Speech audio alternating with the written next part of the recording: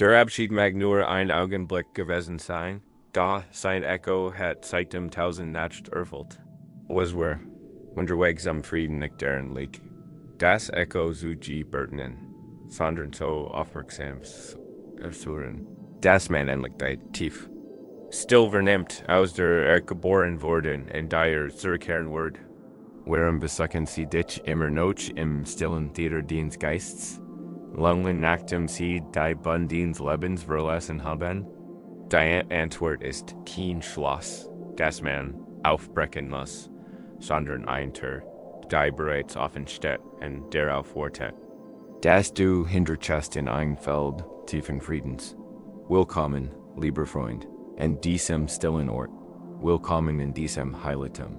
Dass wir in den nächsten Stunden gemeinsam worden. Wenn du den Weg hierher gefunden hast, liegt das wahrscheinlich darin, dass die Sonne untergegangen ist, die Welt still Jordan ist, den Geist jettig nicht. Wahrscheinlich liegt es darin, dass ein Name, ein Gessig, ein Gefühl in keinem Herzen nachholt. Besonders in der verletzlichen Still der Nacht. Dies Ries heißt, warum du jede Nacht noch an sie denkst, und ist eine Einschlafgeschichte. Ein Lehr und ein Weg, der dir hilft, loszulassen und endlich tief zu ruhen. Du musst nicht tun, nichts erkennen. Die einzige Aufgabe ist es, zu suchen, zu teamen und dies Wort aber dich hinwegspülen zu lassen. Wie ein Sandflut in einem mudden Ufer, beginnen wir damit, anzuerkennen, was in dir vergeht. Anna, dich zu verteilen.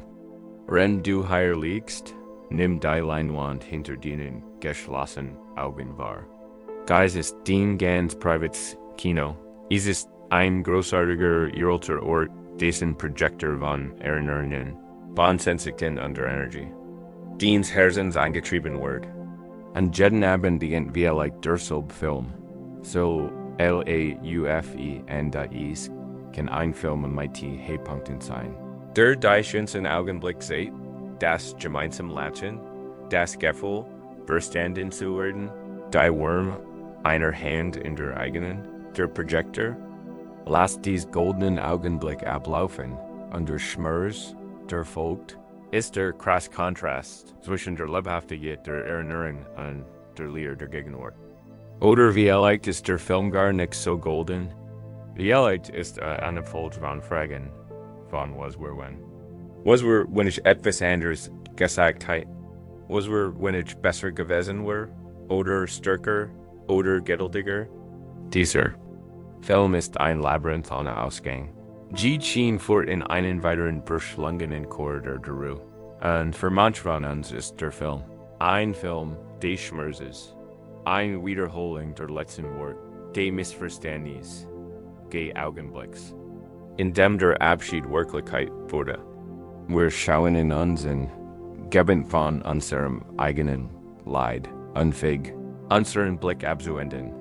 Dies ist das Nachlichttheater des Geistes. Du bist allein im Publikum. Gleich Siedegeber auch der Filmvorführer, der den Film auswählt, und der Schauspieler auf der Leinwand, der seine Rolle noch einmal erlebt. Es ist ein anstrengende Vorstellung.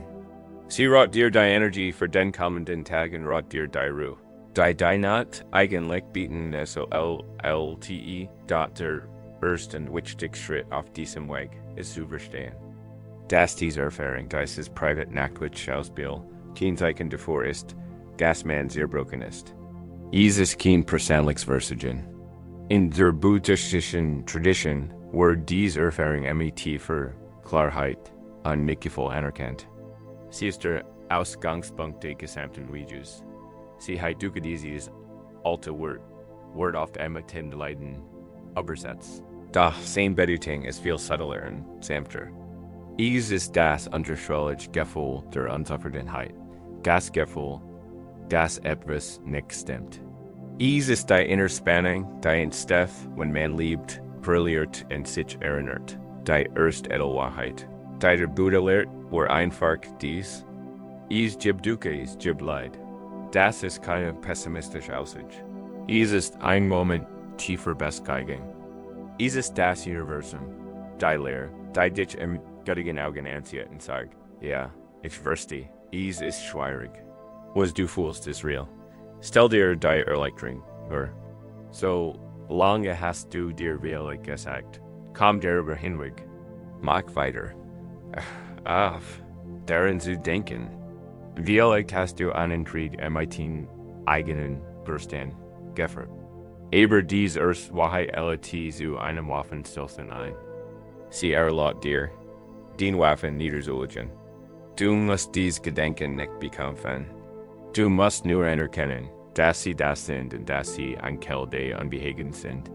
Das ist alles, das ist Nachrichtstädter so fesselt, weil der Geist die stark Ingewohnheit hat, sich festzuhalten. Das nennt manipulating Verstand will dich nicht verletzen. Aufsehen eigen für Art Versichter und etwas festzuhalten. Das für wirklich heilt, ein Gefühl der Liebe, ein Gefühl der Erkenntnis, ein Hoffnung für die Zukunft. Es ist wie ein, das sich in sein Lieblingsbild klammert. Und nicht merkt, dass sein Griff sein Hand daran hindert, etwas Neues zu empfangen. Der Verstand spielt den Film immer wieder ab, weil noch nicht gelernt hat, den Abspann laufen zu lassen. Glaubt, dass die Person und das Gefühl für immer verloren sind, wer offert das Bild zu purge, in sie einen Moment darüber nach. Was wenn sie den Projektor nicht zum Anhalten zwingen? Was wenn sie sich einfach beuden könnten, dass sie im Kino sitzen? Sie sind der Zuschauer. Sie sind das Bewusstsein, das den laufenden Film wahrnimmt.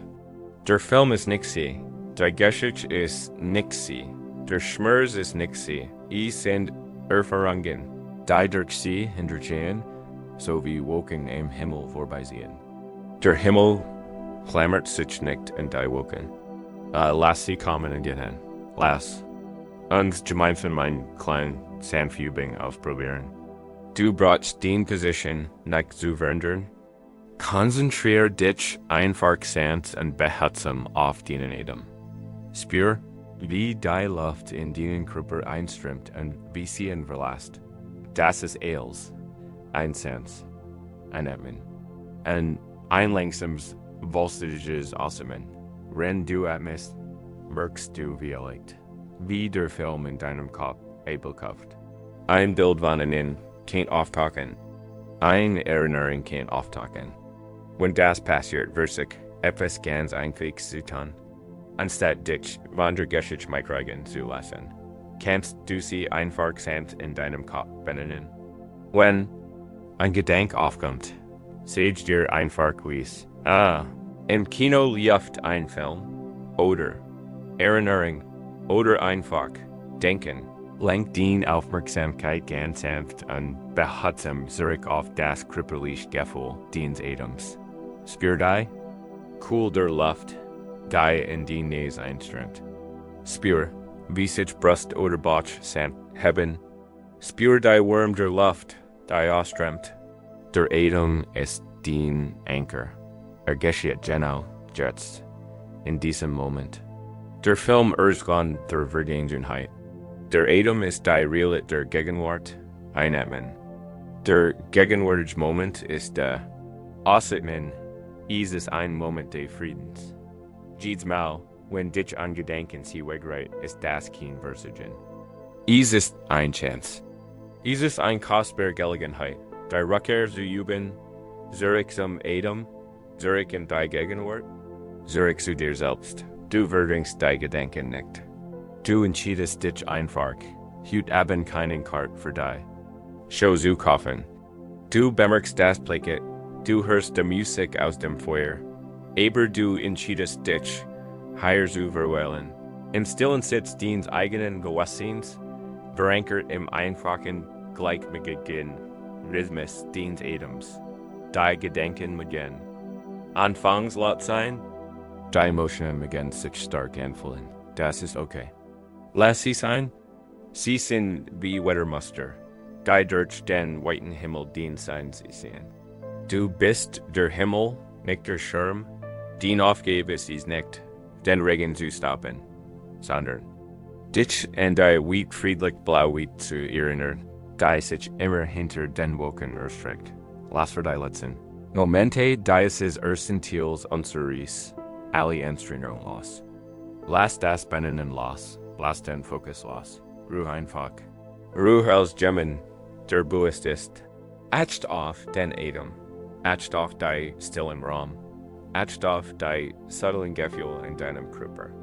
Acht sogar auf die Gedanken, aber aus sanfter Distanz. Du hast den Schmerz erkannt, du hast das Wiederbennen. Und du hast deinen Anker im Atem gefunden. Das ist für den Moment mehr als genug. Du hast den ersten und wichtigsten Schritt getan. Du hast dich entschieden, deinem eigenen Herzen mit Gefühl zu begegnen. Und in diesem mitfühlenden Raum können wahre Heilung und wahre Ruhe endlich beginnen.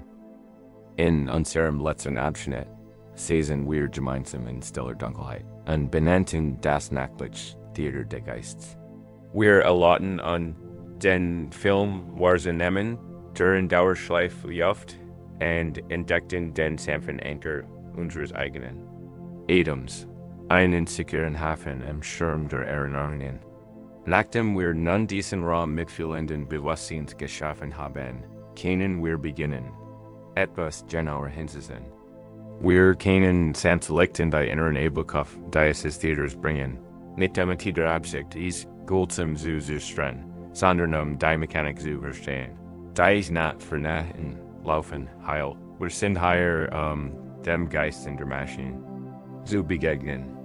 Dieser Geist ist nicht die Person, an die du denkst. Sie ist von diesem Moment in verschwunden. Der Geist ist das Anhand selbst. Es ist der Rest des Gefühls, der energetische Verbindung, die mit einerseits einem Ort in einer Person verbunden bleibt, die jetzt nur noch in deinem Kopf existiert. In der Sprache der Buddha heißt dieses Anhand, aber deines ist die Kraft, die den Projektor in ihrem mentalen Theater antreibt. Und sie zu verstehen ist der Schlüssel der Freiheit, die gibt ein tiefgründige Lehre. Die ist besser veranschaulicht als jede Komplexerklärung. Gasgleichnis vom zweiten Pfeil. Stellen. Sie sich einen Menschen wie der durch einen Wald geht. Ist ruhig, geniet das Zwitschern der Vögel und das Gefühl der Erde unter seinen Füßen. Plötzlich, aus heiterem Himmel, fliegt ein Pfeil durch die Luft und trifft ihn im Arm. Der Schmerz ist unmittelbar, stechend und real. Ist ein unlösbarer Schock für das System. Dies, so lehrt Buddha, ist der Erstpfeil. Im Leben gibt es Erstpfeil. Wir können ihn nicht ausweichen. Sie sind die unvermeidlichen Schmerzen der menschlichen Existenz. Krankheit. Der Wirl ist eins geliebten Menschen, ein plötzliche Wilderung der Lebensumstand, ein Trennung, ein Verrat. Das in der Verbindung mit der Person, und die sie denken. Das war ein erster Pfeil. Es ist passiert. Der Schmerz war und ist real. Keine Weisheit oder Meditation kann diese zurückdrehen und den ersten Pfeil vom Bogen lassen. Ist ein Tatsache, ihre GEC, AESCE.DOTG.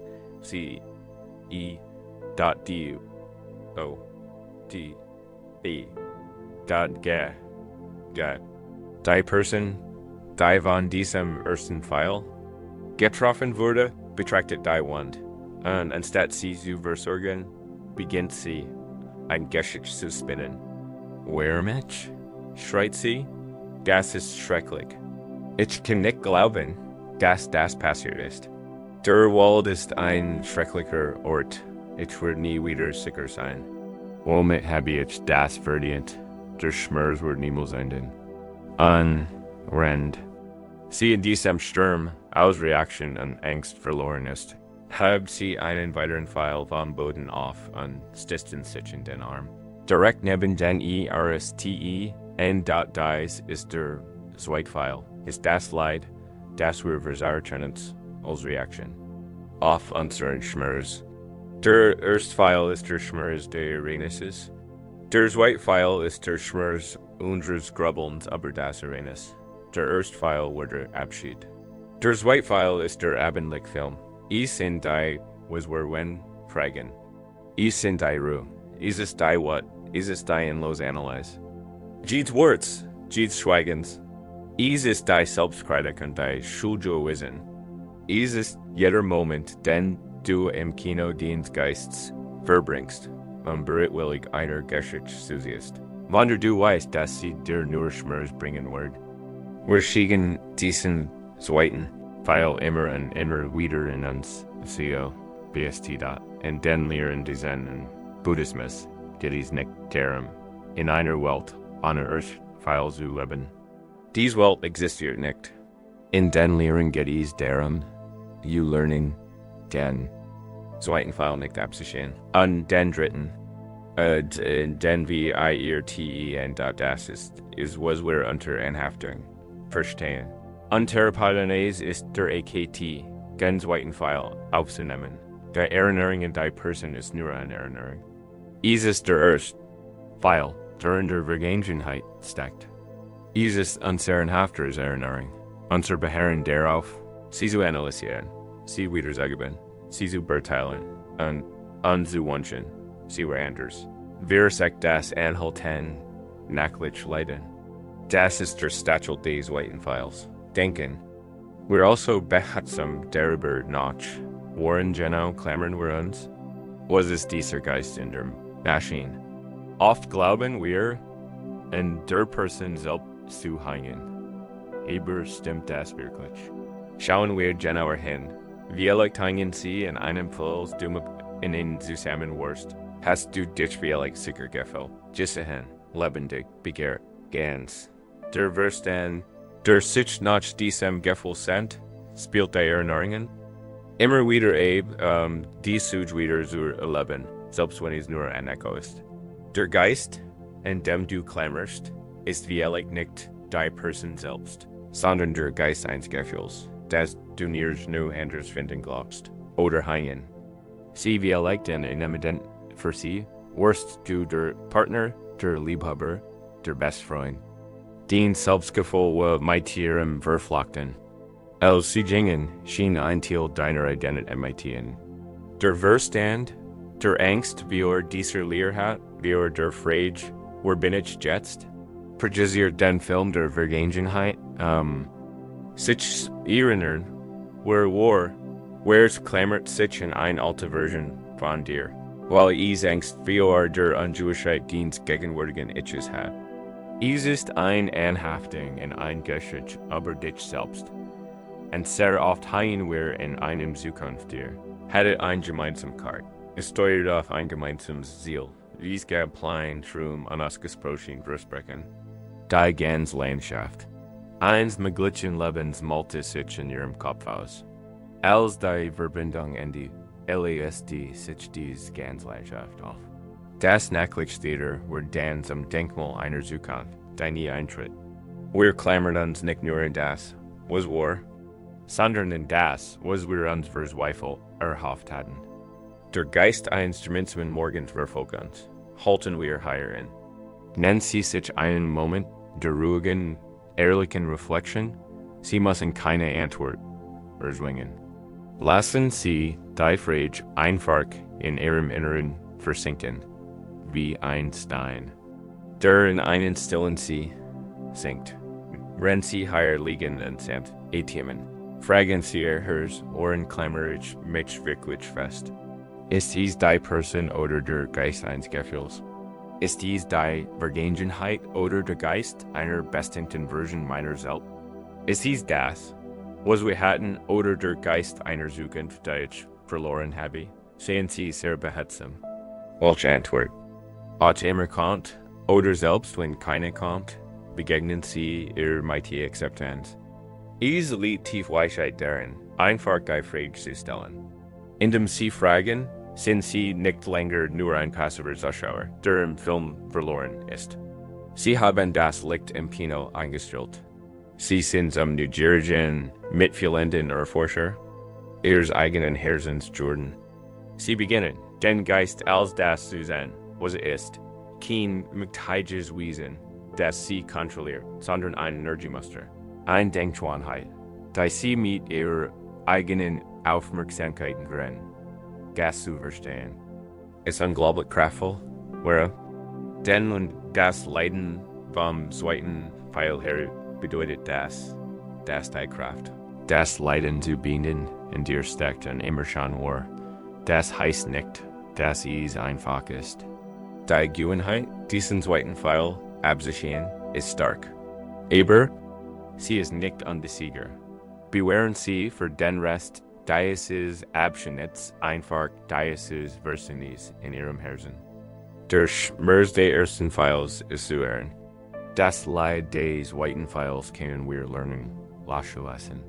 Wir lassen es nicht in dem wir dagegen ankämpfen, sondern in dem wir es klar erkennen, in dem wir verstehen, dass wir in einem Geist festhalten.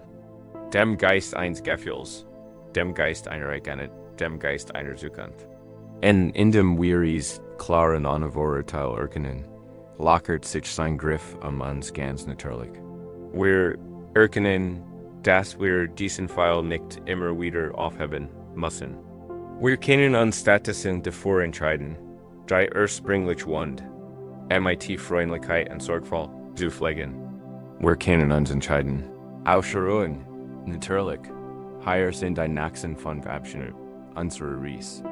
Machen Sie es sich bequem. Atmen Sie weiter Seance und lassen Sie sich von diesen Worten leiten. Wir haben gerade mit sanften Augen die Natur des Zweiten. Wir haben den Geist in der Maschine entlarvt, die Gewohnheit des Festhaltens, der Anhaften. Wir haben begonnen zu verstehen, dass unser Leiden nicht aus der Erinnerung selbst entsteht, sondern aus unserem Verzweifelten. Eiseren Griff die und dies führen zu einer tiefgreifenden und wichtigen Frage. Warum klammern wir uns so fest? Wir klammern uns fest, weil wir versuchen, etwas Dauerhaftes in einem Universum zu schaffen, das nur ein Gesetz kennt. Das Gesetz der Weltruhe. Wir versuchen, einen Damm mit einem Teigen fliehenden Fluss zu bauen. Der Name Geistes, Flusses ist eine der Vergänglichkeit. Und zu lernen, damit zu fließen, anstatt dagegen anzukämpfen, ist das Geheimnis, den Schmerz, den Sie in sich tragen, loszulassen. Stellen Sie sich vor, Sie stehen am Ufer eines großen Flusses. Das Wasser flieht unaufhörlich. Es ist nie der Fluss. Das Wasser, das jetzt vorüber ist augenblicklich verschwunden und wird durch neues Wasser von weiter oben ersetzt, das sich auf den Weg zum riesigen Ozean macht. Sie können den Fluss nicht aufhalten. Sie können ihn nicht stoppen. Sie können nur durch seines majestatischen, beständigen und unerbittlichen Fliegens. Dieser Fluss ist das Leben selbst. Eels, was du gewusst hast und wissen wirst, ist Teil dieses Flusses. Den Körper verändert sich, mit jedem Atemzug. Den Gedanken, den Gefühl.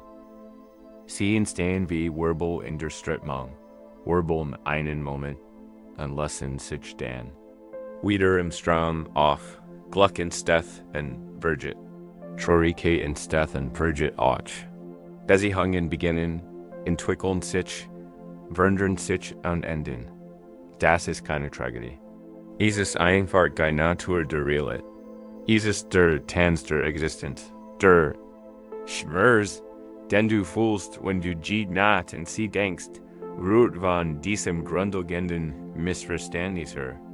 Den Verstand hat einen Momentaufnahme von einem Augenblick im Fluss gemacht, einen Moment der Verbundenheit, einen Moment der Liebe, einen Moment des gemeinsamen Lachens und Versicht.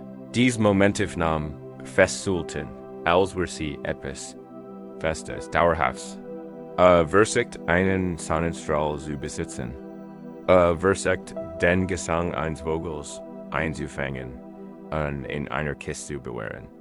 Da die Natur eines Sonnenstrahls ist, sich zu bügen. Die Natur eines Lieds ist still zu verklingen. Die Natur des Lebens ist dies, zu fließen. Indem wir uns diesem Fluss weitersetzen, versuchen wir ständig erschöpfen Spanning. Reibung zwischen unserem Wunsch nach Beständigkeit und der Wahrheit der Wirklichkeit. Dies Reibung ist das Leidensdies weiten PF, EILs da ist, gibt ein Geschichte. Die sei aber so ein Halbaus deren erst wurden und die, denn können dieser Lehren sich streit. Ist die Geschichte einer Frau namens Kisagutami lebt. Ein glückliches Leben, bis ihr kleiner Sohn, ihr einziges Kind, erkrankt und starb. Von einer so starken Trauer surfen, dass sie in Wahnsinn grinst, weigert sie sich, seinen Tod zu akzeptieren.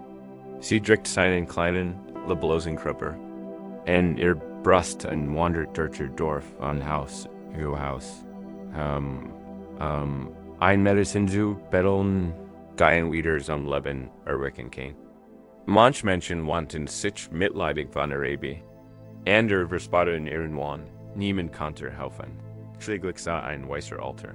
Man tiefs Leiden und gab einen Rat. Ich habe nicht die Medizin, die du sagst, sagte. Ich kenne jemanden, der sie hat, Kisem Buddha. A Wort dir helfen können. Kisagutami rennt zu dem Ort, wo Buddha lehrt. Sie legte ihren Sohn zu fühlen und rief, O Gesegneter, kannst du mir die Medizin geben, die meinen Jungen heilen wird?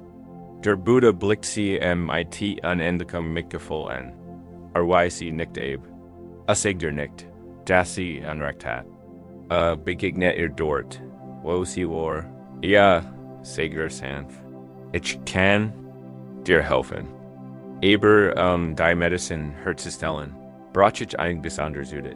Du musst mir ein einzelnes Senfkorn aus einem Haus im Dorf bringen, in dem Not nie jemand einen Verlust erlitten hat, in dem Not nie ein Kind, ein Ehepartner, ein Elternteil oder ein Freund gestorben ist. Kisagonimus her spricht wie Hoffnung, ein einziges Senfkorn, das war ein Leicht aufgab. Sie denkt am Buddha und macht sich sofort auf den Weg. Sie ging zum ersten Haus. Das sie sah und klappt an die Tür. Der Buddha hat mich geschickt, erkriegt sie. Ich brauche ein Senfkorn, ein Heilmittel für meinen Sohn herzustellen. Können Sie mir eins geben? Natürlich, sagt die Frau in der freundlichen, holten Salmen. Als sie in Kisagutami reicht. Erinnerte unsere hoffnungsvolle Mutter und den Sasten der Buddha. Sagen Sie mir, fragt sie, gab es in diesem Haus jemals einen Todesfall? Haben Sie jemals einen geliebten Menschen verloren? Die Frau versagt das Gesicht. Oh, mein Lieb, sagt sie traurig. Erinnere mich nicht in meinen tiefsten Kammer. Ich habe erst letztes Jahr meinen geliebten Mann verloren. Schweren Herzens gab Kisagutami das Senfkorn zurück. Sie ging zum nächsten Haus. Und zum nächsten. Überall war die Geschichte dieselbe. Ein Family hat einen Elternteil verloren. Ein anderer ein Kind. Einen lieben Freund. Jeter, und die sie klopft. Jede Hand, die ein Korn reicht, gehört einem Herzen, das den Schmerz. Der Verlust kennt. Es gab kein einziges Haus, das vom Fluss der Vergänglichkeit verschont blieb. Als die Sohn unterging, sah Kisagutami im Straßenrand. Endlich demütigt ihr die Wahrheit ihrer Ries. Sie hat das Gesetz Senkorn gefunden, aber ein tief heilend Weisheit. Sie erkennt, dass ihr Trauer, die sie für ein einziger und isoliert Qual hielt, in Wirklichkeit die gemeinsame Erfahrung der gesamten Menschheit war. Der Tod war keine besondere Strafe, die auferlegt wurde. War ein universales Gesetz. In diesem Moment verwandelt sich ihr Verzweifeltes persönliches Festhalten in tiefs, Mikulens Verständnis. Behutsam trug sie den Leichnam ihres Sohns der Einschlafgeschichte in Gehen. Ihr Herz war nicht erfüllt von der Trauer des Wahnsinns, sondern von stillem Frieden der Akzeptanz. Sie verstand den flus dot Israel, genau. Wir, erevisi, bist du nicht allein. Der Verlust, den du erlebt hast, ist Teil des großen fliehenden Flusses des Lebens, der jeden Barriere an Ausnahme. Zu widerstehen bedeutet zu leiden. Zu verstehen bedeuten Frieden. Bersigen wir ein Kurs üben, diese Wahrheit zu spüren. Wenn du so liegst, lenk die Aufmerksamkeit wieder auf deinen Atem. Stell dir vor, du sitzt. Euphrodis des großen Flusses. Das Wasser fließt ständig vor dir. Betracht den Gedanken, insbesondere die Gedanken darüber, als Blätter, die auf die Oberfläche des Flusses fallen. Ein Erinnerung taucht auf. Sieh sie dir als Blatt an, das sanft auf dem Wasser landet. Bersig nicht, zu griffen. Bersig nicht, zu analysieren. Beobacht einfach, wie die Strömung dieser fast und langsam flussabwärts tritt. Ein Gefühl der Traurigkeit steht auf, betrachten sie es als ein weiteres Blatt. Dialekt. In anderer Form oder Farbe. Auch landet im Fluss. Beobachten sie es. Der Fluss des Bewusstseins hält es einfach fest und treibt es sich. Ein Frage. Ein was wenn taucht auf. Ein weiteres Blatt. Lass es fallen. Lass es los. Sieh so, wie es davon schwebt, bis es hinter der Biegung aus dem Blickfeld verschwindet. Den Aufgabe ist es nicht, das Fallen der Blätter zu verändern. Den Aufgabe ist es einfach, im Ufer zu sitzen und dem Fluss zu süßen. Gedanken werden kommen. Gefühle werden kommen. Das liegt in der Natur des Geistes. Aber du musst nicht an ihnen festhalten. Du kannst ihnen erlauben, Teil des Flusses zu sein. Du kannst ihnen erlauben, aufzusteigen, und du kannst ihnen erlauben, vorüberzuggehen. Das ist die Praxis. Sich meint nicht als geht darum, den Griff zu lockern und den Anspruch loszulassen. Das Leben muss anders sein, als es ist. Der Fluss wird weiterfliegen, ob du es guthig oder nicht. Der Weg zum Frieden, der Weg zu tiefer Ruhe, liegt darin, den Kampf loszulassen und sich von der Strömung des Seins tragen zu lassen. Die Erinnerungen mögen zwar noch auftauchen, aber sie werden wie Kisagonimus zurückgekehrt Senfkorer. Keine Quellen erneuten Schmerzes, sondern Erinnerungen in eine universelle Wahrheit, die dich mit Fuel und MIT allem Leben verbindet. Wir stehen nun am Ufer des großen Flusses der Vergangenheit. Wir haben gesehen, wie es flieht, wie nichts fest ist und wie unser Leiden aus dem Widerstand gegen diese fundamentale Wahrheit entsteht. Da unser Reis noch innen muss noch einen Schritt tiefer gehen. Wir haben gesehen, dass es wie ein Fluss flieht. Da unser Verstand ist ein hervorragender Ingenieur. Baut die Chemie. Konstruiert ausgeklügelte Geschichten. Und in diesen Geschichten hängen wir oft sogar mehr als in den Menschen selbst. Nun müssen wir unsere Sinn, Mitgefühl und Aufmerksamkeit der Geschichte zuwenden, da wir uns selbst erseln. Denken Sie an das abendliche Kino zurück, von dem wir gesprochen haben. Der Film, der lieft, wer ist der Autor? Wer ist der Regisseur? Wer ist der Cutter? Sie sind es. Verstand in seinen Bemühen, die Welt zu verstehen und selbst wertvoll zu schätzen. Konstruiert ein Geschichte rund ihr Erlebnis. Und wie jeder gut Geschichtkenner ordnet dazu, die Geschichte auf emotional Wirkung ausrichten. Dieser Prozess lief so automatisch und subtil ab, dass wir ihn kaum bemerken. Ein zentrales Konzept der buddhistischen Psychologie hierfür ist Papaka, was als mentale Proliferation oder konzeptuelle Ausarbeitung übersetzt werden kann. Es funktioniert so. Ein fix neutrales Arenas tritt ein. Zum Beispiel riechen Sie einen bessenden Duft, der Sie an Sie erinnert. Das ist die Nacht tatsächlich. Aber Papakado damit nicht genig. Der Verstand wird sofort aktiv. Der Duft, Weg der Erinnerungen ein bestimmtes Abendessen. Diese Erinnerung weckt das Glücksgefühl, das sie in diesem Abend empfinden. Dieses Gefühl löst den Gedanken aus. Ich wurde damals so glücklich. Dieser Gedanke löst den Vergleich aus. Ich bin jetzt nicht glücklich. Dieser Vergleich löst das Urteil aus. Ich würde nie wieder so glücklich sein, und das löst Verzweiflung aus. Ein einfacher, neutraler Duft hat sich ausgebreitet und sich innerhalb von Sekunden zu einer eventvollen Tragödie entwickelt. Das ist die Macht der Geschichten, die wir uns selbst erzählen, unser Ego, unser Gefühl eines soliden, abgetrennten. Ich ist der meisterhaft Geschichtenerzähler. Das Ego liebt gut Geschichten, besonders solche, in denen es eine Hauptrolle spielt. Im Kontext der Person, in die man ständig denken muss, ist die Geschichte oft ein Meisterwerk romantischer. Fiction oder ein herzzerreißendes Drama, wie ein Geschichte. Filmeditor schneidet der Verstand auf die schwierigen Schienen heraus.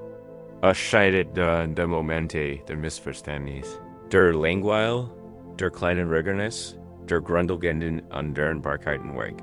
Was bleibt, ist ein Highlight-Video, eine Zusammenstellung der größten Hits, die Vergangenheit wie ein perfektes Verlerins Parodies erscheinen lässt. Und wir kennt Gemmels das Parodies loszulassen. Wir quälen uns selbst, indem wir unsere Kreativ real Gegenwart MIT einer perfekt geschnittenen. Fictionalisieren Vergangenheit wie ERGAAGN.is gibt ein. Alte Parabel, die dies Tendenz veranschaulicht. Ein Mann geht in der Dämmerung nach Haus. Als sich seinem Haus girt, schlug ihm das Herz bis zum Hals. Wie seiner Terschwell windet sich etwas, das wie ein Tadlichschwein aussieht. Start wie Angst, sein Gedanken rassen. Wie soll hineinjallingen, was wenn sie in beest? Es gelm wie Angst, sein gesamtrelet Word von der Anwesenheit dieser Verschlangen. Lange Zeit steht da, in seinen Gedanken rast els, was schrecklich ausgehen kennt. Schläglich nimmt all seinen Mut zusammen, nimmt einen langen Stock und stupst die Gestalt an, nur festzusseln. Das ist gar keine Schlange ist. Dieses bloß ein zusammentrollt Seil, das am Morgen dort liegen gelassen hat. Trubenlicht hat sich in seinem Kopf ein Geschichte über ein Schlange ausgedeckt und tief unter einer gelitten. Deine real war Gott, so machen wir es mit unseren Erinnerungen. Wir nehmen das Seil der Vergangenheit, ein komplexes Ding mit eigener Struktur, eigenem Nutzen, eigener banaler Realität und projizieren im trüben Licht unserer Sehnsucht und Trauer, die Geschichte eines verlorenen Schatzes oder einer Schlange, die uns verletzt hat, darauf. Wir reagieren dann auf die Geschichte, nicht auf das Seil. Wir leiden unter der Erzählung, nicht unter der Realität. Lassen Sie uns also eine behutsame Dekonstruktion durchführen. Es geht nicht darum, Ihr Gefühl zu entwerten oder durchschauen, Teil Ihrer Vergangenheit zu ignorieren. Es geht darum, das Gesamtbild klar zu sehen. Nur so können Sie frei werden, da ich lädt Sie ein. Aber einfältig nachzudenken. Sie müssen Sie nicht zu verbinden, sondern können Sie einfach in Ihrem Kopf nachklingen lassen. Die Geschichte, die in Ihrem nachlichen Theater spielt, die über Sie, ist dies 100%ig wahr. Ist dies absolut und eindeutig wahr, das siehst während Sie damals glücklich. Gab es keine Momente des Zweifels, der Einsamkeit oder der Frustration. Ist dies wirklich wahr? Das niemals kannst du dich wieder so fühlen? Kannst du die Zukunft mit solcher Sicherheit voraussagen? Ist dies nicht möglich, dass das Universum Freuden berichtet, die du dir noch nicht vorstellen kannst? Ist dies wirklich so, dass das Ende alleiner Schuld war oder die Schuld der anderen? Or die Realtnik komplexer, ein Mischung aus. Ursiken und Umständen, die zwei Menschen mit dem Verständnis, das in Demos zur Verfügung stand, ihr Bestes geben? Wenn du dies Fragen stellst, bist du nicht hart. Du bist dir selbst ein weiser und mitfühlender Freund. Du machst dich sanft darauf aufmerksam, dass die Geschichte, die du erzählst, die Geschichte, die dir so viel Schmerz bereitet hat, vielleicht. Genau das ist ein Geschichte, ein Version der Ereignis, ein vom Ego gestellter Film, der praktisch ratschlag lautet. Würden Sie ein neugieriger Beobachter Ihrer eigenen Geschichte? Achten Sie in den nächsten Tagen oder auch in den darauffolgenden Momenten, wenn Sie einschlafen, einfach auf die Geschichte. Wenn der Film beginnt, fragen Sie sich, wer hat die Schiene geschrieben? Was ist im Scheitern liegen geblieben? Zeigen Sie mir vor meinem inneren Auge die ganze Dokumentation oder einen romantischen Trailer? Vielleicht fällt Ihnen auf, dass die Geschichte immer in einem perfekten Licht darstellt oder in einem perfekt besagen. Vielleicht bemerken Sie, dass Ihr eigene Rolle entweder die des hilflosen Opfers oder des schuldigen Täters ist. Das wirklich Leben ist selten so einfach. Indem Sie die Viren Fatschungen, die Übertriebungen und die Auslassungen bemerken, beginnen Sie, den hypnotischen Griff der Geschichte zu lockern. Du versuchst nicht, die Geschichte auszulassen oder durch ein besseres zu ersetzen. Du siehst sie einfach als Geschichte. Wenn Sie das tun, schaffen Sie einen Raum der Freiheit. Sie sind nicht länger der Schauspieler, der im Drama gefangen ist. Sie sind hinter die Kamera getreten. Sie sind der Regisseur, der Autor, der Genius, der sieht, wie die Illusion steht. Und von diesem Ort des aus können Sie sich endlich entscheiden, den Abspann laufen zu lassen. Sie können die Geschichte enden lassen. Sie können aus dem dunklen Theater herauftreten und in die Freiluft des gegenwärtigen Augenblicks hineintreten.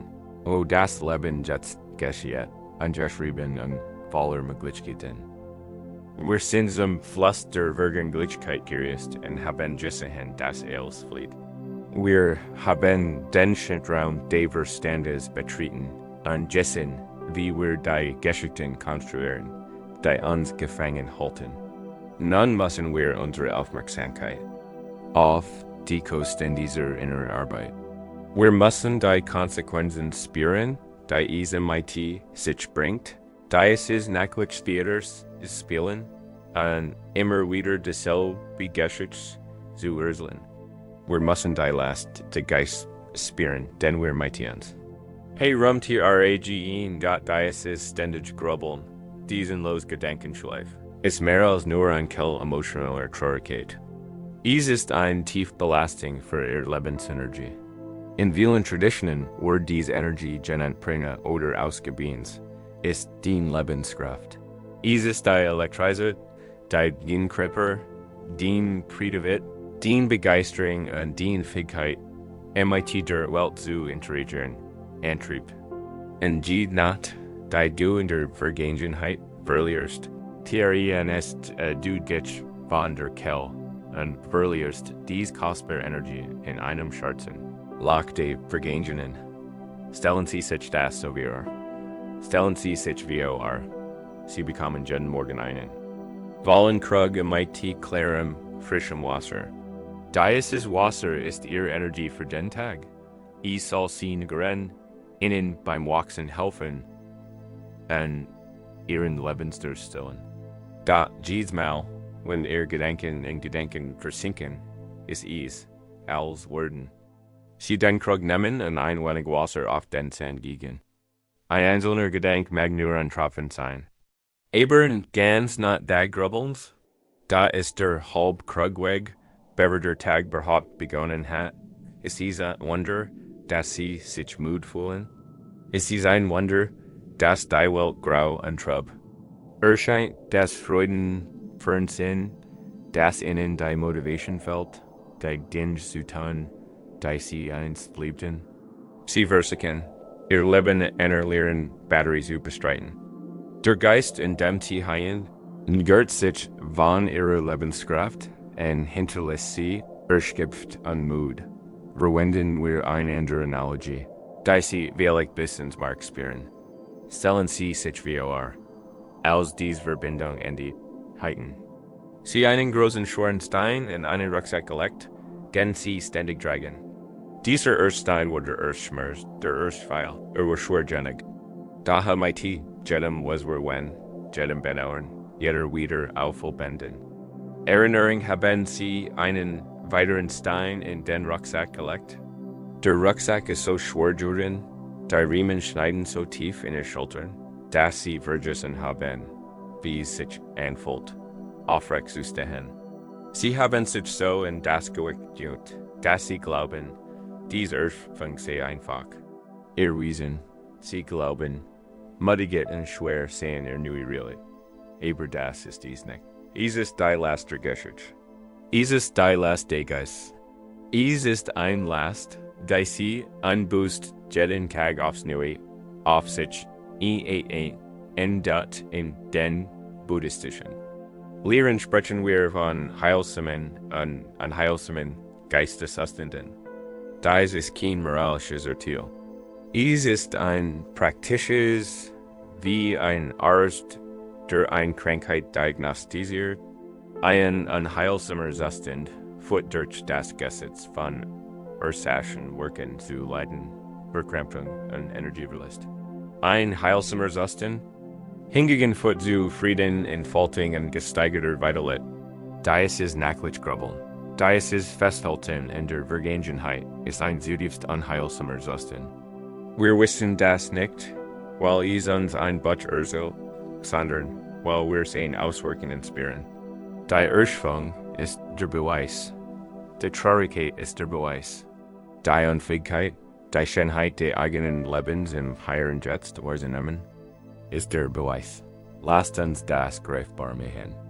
Wir machen gemeinsam eine Übung, einen Körperscan, der darauf abzielt, herauszufinden, wo du Geistes gewichtigst. So bringen wir die abstract Idee Energieverlusts in spürbar Realität. Lädt sie ein, ihre Aufmerksamkeit auf ihren Körper zu richten, Renne Heirut. Versuchen sie nicht, etwas zu ändern, nehmen sie einfach wahr. Lassen sie ihre Aufmerksamkeit zu ihren Fühlen wandern. Kennen sie führen, sind sie warm oder kalt, schwer oder leicht. Nehmen sie es einfach wahr. Lassen sie ihr Aufmerksamkeit nun langsam erbieten hinauf, durch ihr Waden, Knie und Oberschenkel wandern. Fühlt sich hier ein Verspannungen, verkrampft von Bioentragen, die es ist, durchs. Wenn sie ein Verspannung finden, versuchen sie nicht, sie zu lockern. Nehmen sie einfach wahr. Da ist ein Verspannung. Atmen sie hinein. Stellen sie sich vor, ihr Atem kennt die Stelle etwas lockerer mehr. Lenken sie ihre Aufmerksamkeit nun auf ihr Hüften, ihr Becken und ihren unteren Rücken. Hier speichern wir so viel unverarbeitete Emotionen, so viel Gewicht.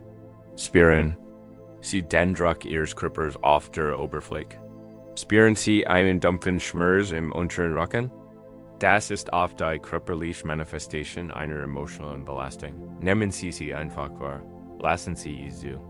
Atmen sie dort lasst die Aufmerksamkeit in den Bauch an den Brust wandern. Dort spüren wir Trauer und Angst auf dem stärksten. Hast du einen Knoten im Magen? Ein Gefühl der Leer? Ist die Atmung falsch, als könntest du nicht richtig durchatmen? Das ist die Reaktion des Körpers auf die Geschichte des Verlusts. Verkrampft sich, schützt sich. Versich für einen Moment, den Bauch beim Ausatmen weicher werden zu lassen, nur ein bisschen. Erlaub dir, die Verkrampfung zu lassen. Lenken sie ihre Aufmerksamkeit nun auf ihre Schultern. Für viel von uns ist dies der Ort, an dem wir unsere Lasten tragen. Spüren sie ihr Gewicht. Haben sie sich bis zu ihren Ohren. Fullen sie sich schwören, als würden die Riemen des Steinrucksacks in sie einstellen. Versiken sie beim nächsten langen Ausatmen, tief zu lassen, auch nur einen Zentimeter. Überlassen sie der Schwerkraft. Lassen sie die Anstrengung los. Sie halten. Konzentrieren sie sich schlichtlich auf ihren Nacken, ihren Kiefer und ihr Gesicht. Sind ihr Jane Zusament ist ihr Kiefer eingespannt? Das ist eine häufig körperliche Angewohnheit, wenn unsere Gedanken reisen. Versiken sie etwas Platz zwischen ihren oberen und unteren Zähnen zu schaffen.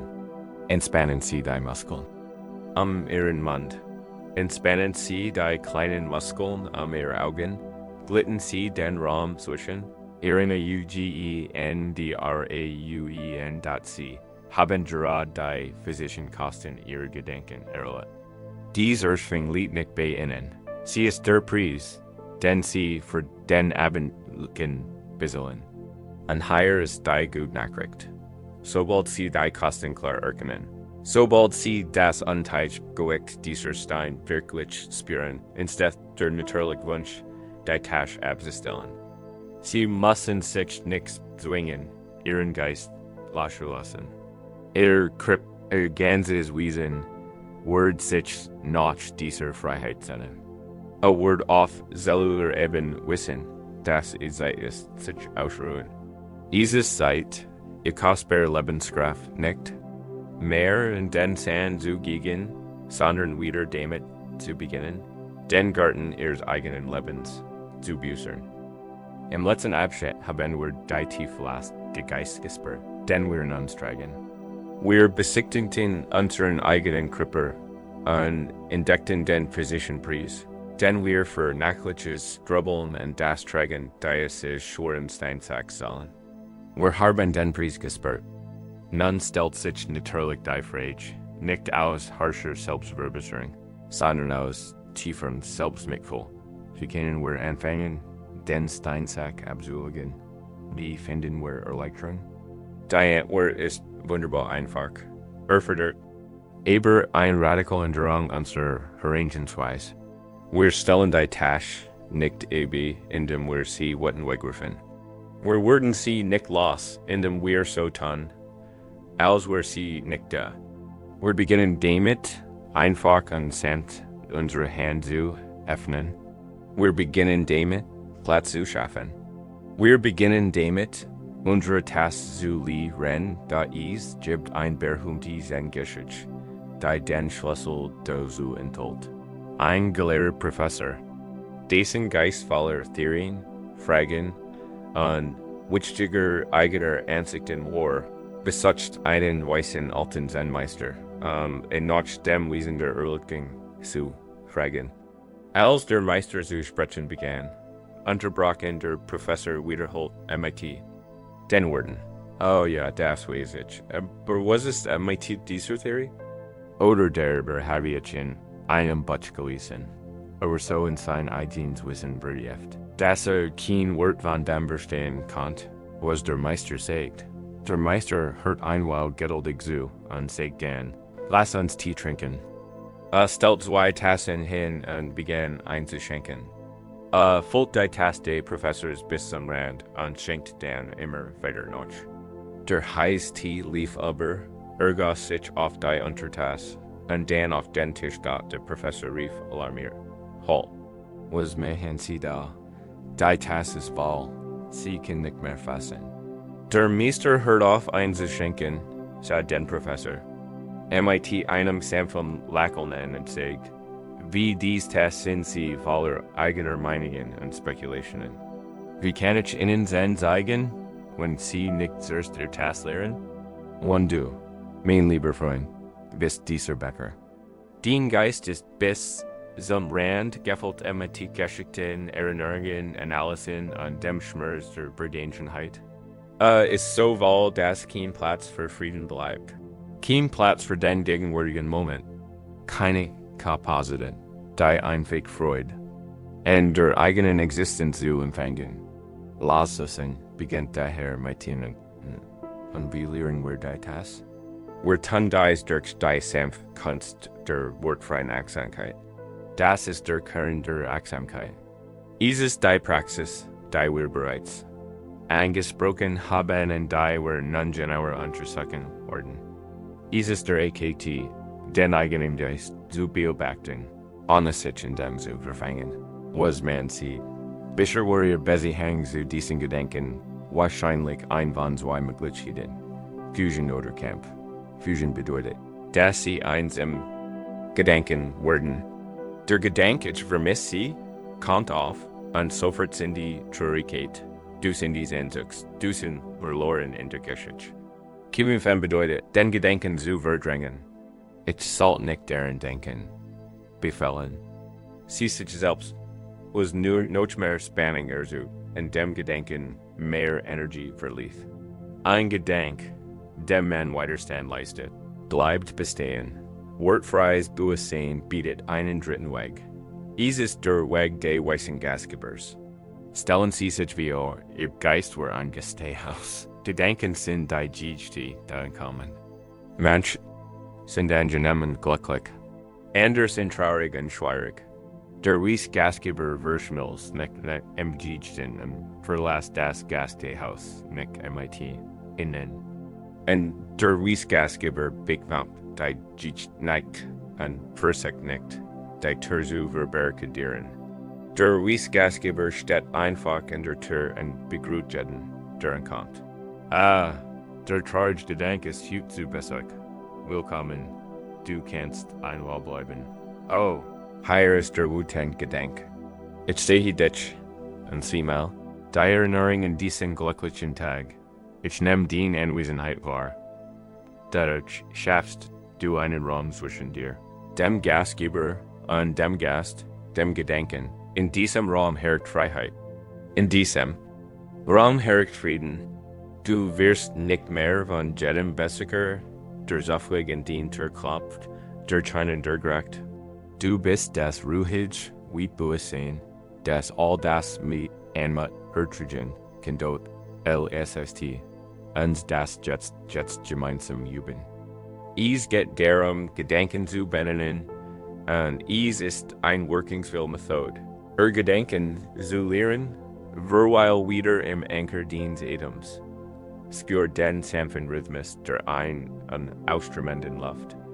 Dieser Atem ist die Basis, die Lobby des Gasthauses. Wenn du hier rust, wird unweigerlich ein Gedanke oder ein Gefühl auftauchen, das mit dieser Person zusammenhängt. Der Moment, in dem du merkst, dass du darin mitgerissen wurdest, der Moment, in dem du aus der Geschichte erwachst, ist ein Moment des Sieges. In diesem Moment entsteht dich selbst selten, feiersanft. Du bist dir bewusst geworden. Geben Sie dem Gedanken dann einweg neutral Bezeichnung. Handelt es sich eine Erinnerung? Sagen Sie es Erinnerung.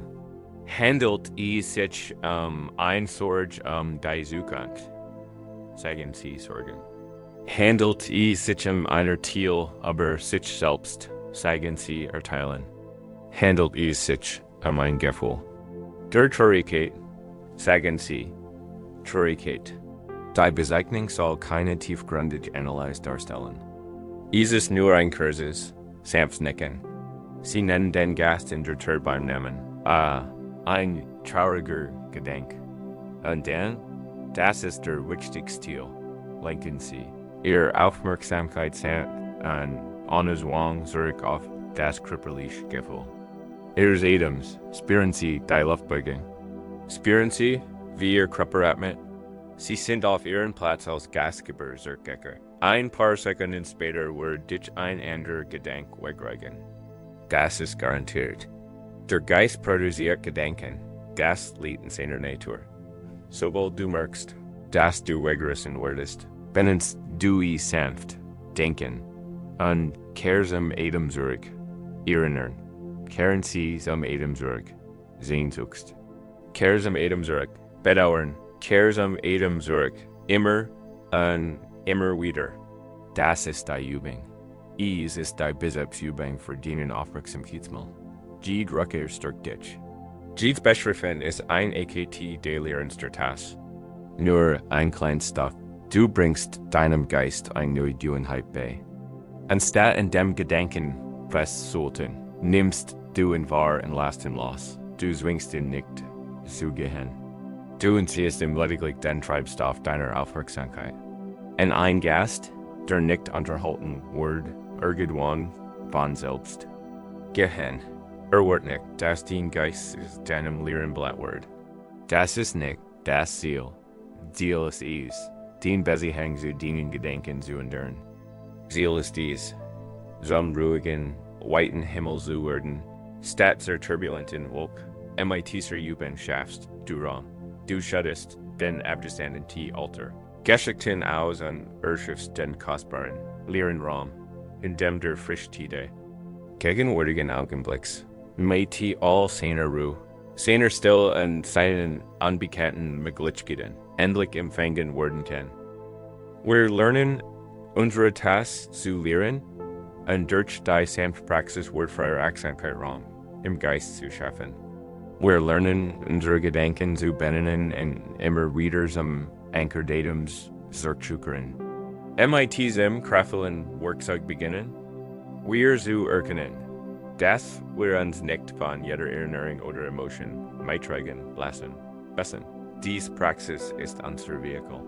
Sie ist der Weg, auf dem wir uns von einem Ort des Leidens zu einem Ort des Friedens bewegen. Und das führt uns zu einem der praktischsten und befreiendsten Gleichnis Buddhas. Dem Gleichnis vom Floß stellen sie sich vor, sagte. Sie befinden sich auf der einen Seite eines riesigen, reichsten Flusses. Die Seite des Flusses ist das Land der Gefahr, der Angst und des Leidens. Es ist das Land der Vergangenheit, das Land des weiten Pfeils, das Land der nächtlichen Täters. Die andere Seite des Flusses ist das Ufer der Sicherheit, des Friedens und der Befreiung. Es ist das Land der Freiheit, wo Erinnerungen existieren können, ohne Schmerz zu verursachen. Natürlich möchten sie in Dieses und der Ufergellingen, aber sie haben kein Boot. Du bist also einflussreich. Du sammelst wie Ranken und Schilf am. Twas fleißig bindest du sie zusammen und baust ein einfähiges Floß. Dieses Floß ist keine Schickjagd. Es ist ein einfähiges, funktionelles Boot. Diesem Floß das du dich vom Ufer und überquerst größere Anstrengungen. Paddel dem Eitinden und Führen den gefährlichen Fluss. Du steuerst die Strömungen und weichst den Strudeln aus und kommst schließlich Erskip, aber sicher im anderen Ufer und du hast das Land des Friedens erreicht. Nun stellt Buddha eine entscheidende Frage. Was würdest du mit dem Floß tun? Er fragte, würdest du es aus Dankbarkeit für das Floß, das dich gerettet hat, auf den Schultern haben und mit dir tragen, wenn du den Reis in Land fortsetzt? Dein Ort ist natürlich, dass das absurd war. Das Floß war unglaublich nützlich, den Fluss zu überqueren. Es war unverzichtbar.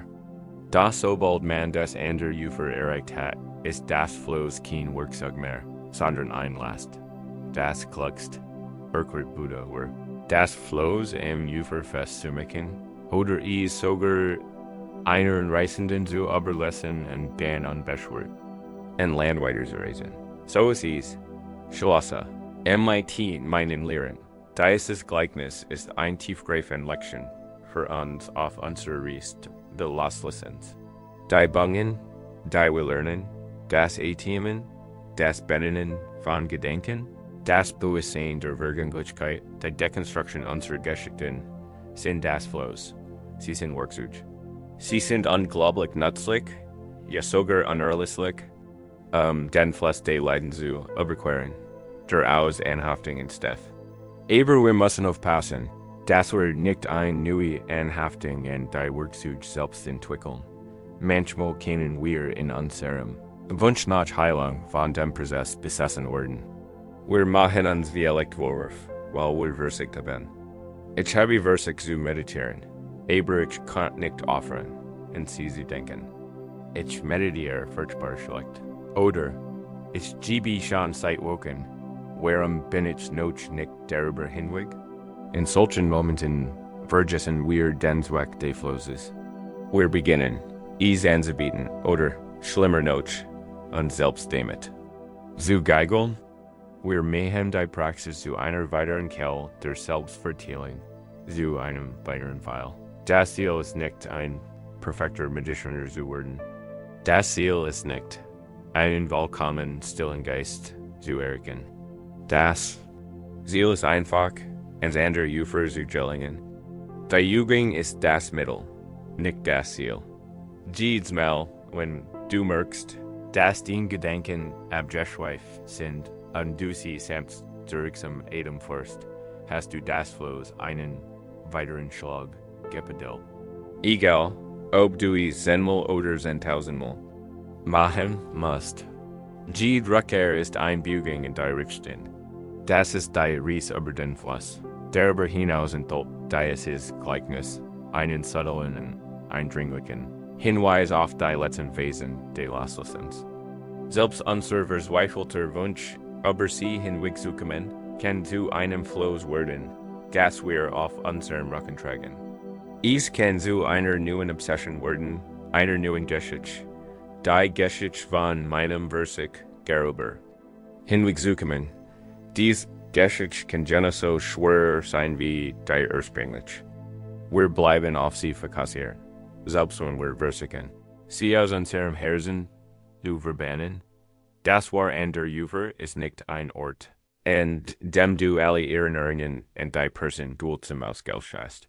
Es ist ein Ort, an dem du sie denken kannst, ohne den zweiten Pfeil abzuziehen.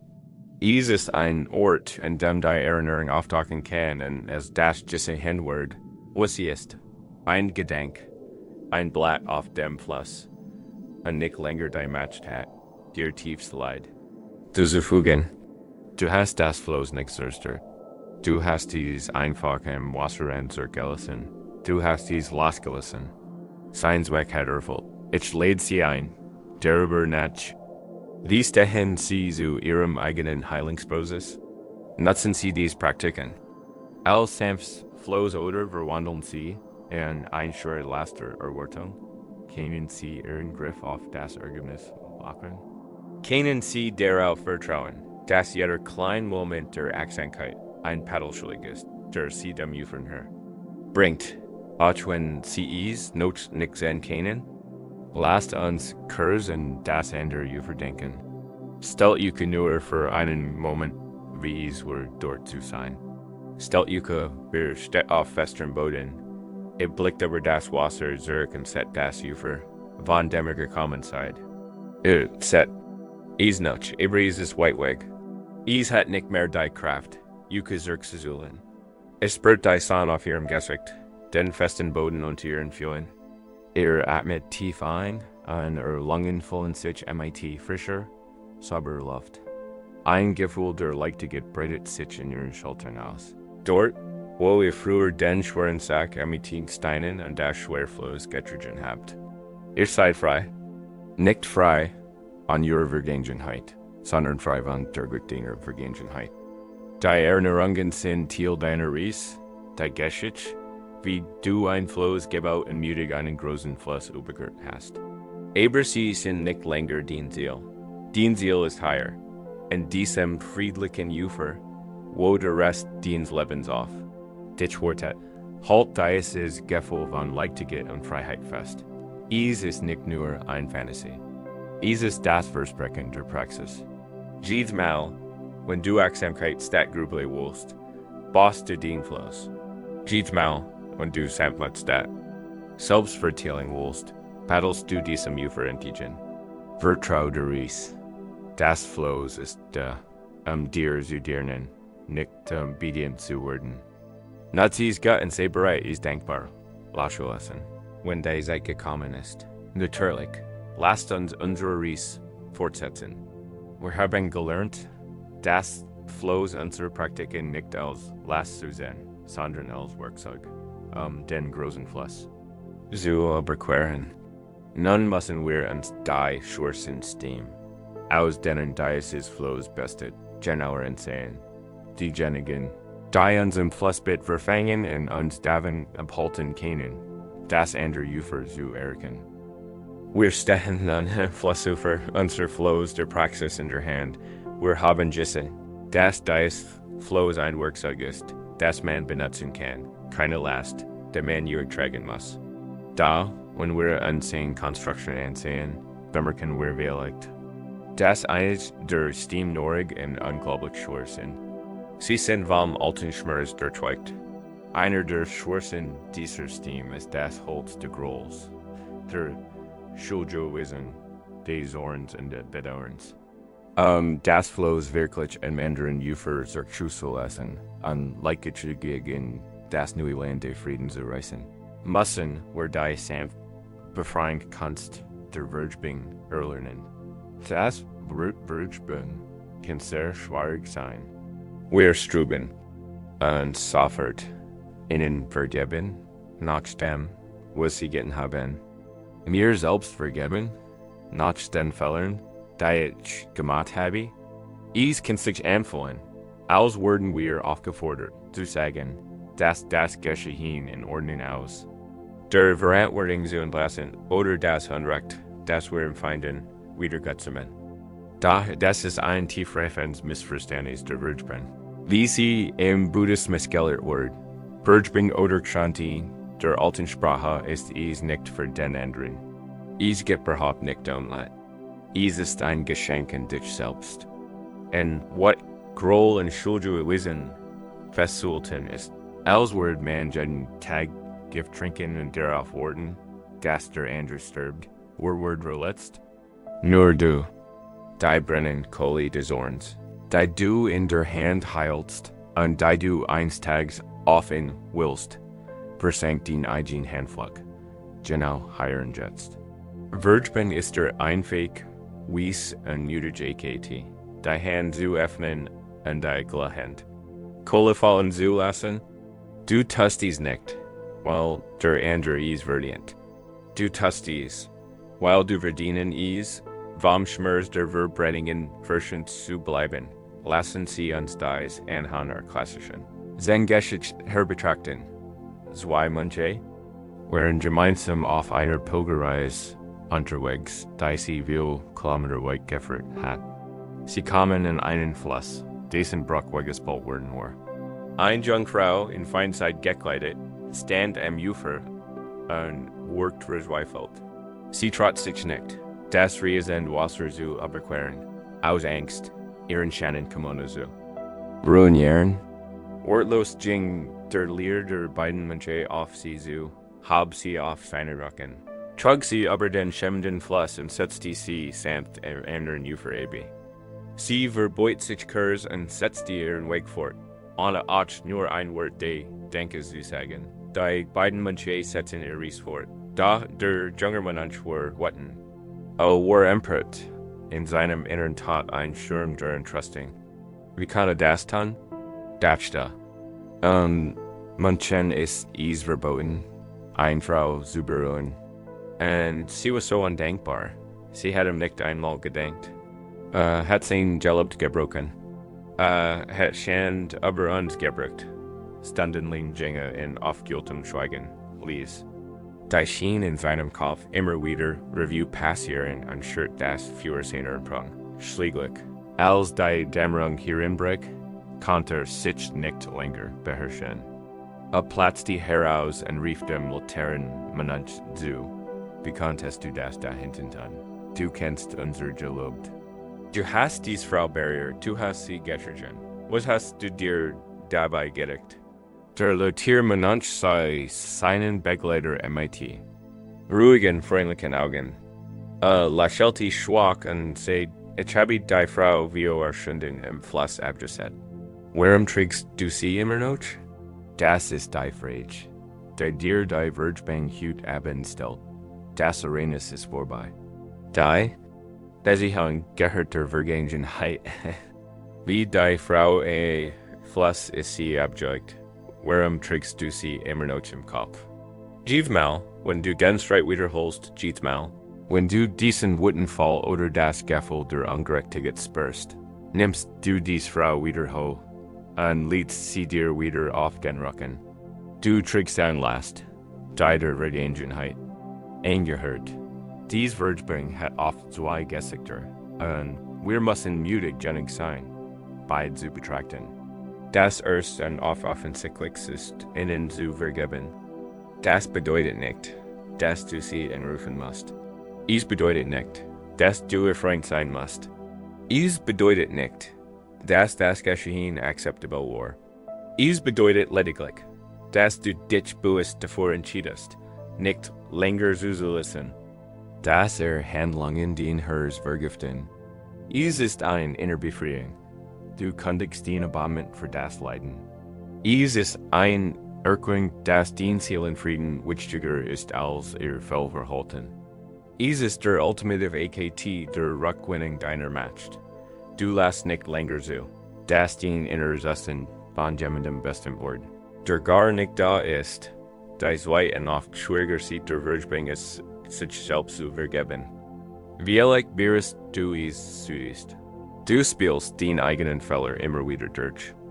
Du verurteilst dich selbst für gesagt oder ungesagt Wort, für getan oder unterlassen Taten. Du bist der junger Mensch, aber auch die Frau auf deinem eigenen Rücken. Du bist den eigenen Last Jordan.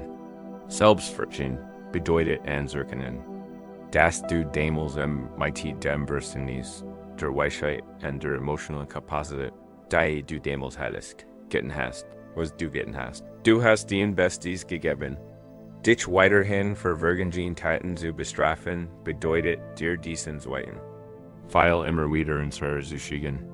Selbstvergebung bedeutet, die Person, die du in der Vergangenheit warst, mit dem gleichen Mitgefühl zu betrachten, dass du einem Freund zurückgehen und beginnen wurdest. Es bedeutet zu sagen, du hast daraus gelernt. Es ist vorbei. Du darfst jetzt frei sein. Versuchen wir eine Übung, die Tür zu dieser Art der Vergebung öffnen kann. Es ist eine Form von Metta oder Meditation der liebenden Gute. Es beste keine notwendige Gefühl zu erzwingen. Wir pflanzen einfach zusammen. Beginnen Sie damit, die Aufmerksamkeit auf Ihr eigenes Herzzentrum zu richten. Legen Sie ein, Hand auf Ihr Herz, wenn sich das beruhigend anfühlt. Atmen Sie langsam und tief ein. Zuerst wollen wir uns selbst dies Gut schenken. Wiederholen Sie dies still und sanft in Gedanken lassen. Sie so aufrichtig wie möglich klingen. Möglich glücklich sein, möglich gessen sein, möglich in Sicherheit sein. Möglich ein unbeschwertes Leben führen und frei waren. Leiden sein, verweil einfach bei diesen Worten. Wenn du Widerstand spürst, ist das okay. Nehmen einfach wahr. Und sprich weiterhin mit den Worten, die mit einem sanften, heilenden Balsam. Möglich mir selbst jeden Schaden verzeihen. Denn ich mir selbst oder anderen zu vergeben, wissentlich oder unwissentlich. Möglich lernen, mit im Herzen.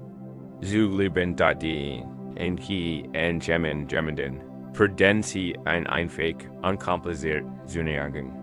Ein lieber Freund, ein geliebtes Haustier, ein geschätzter Lehrer.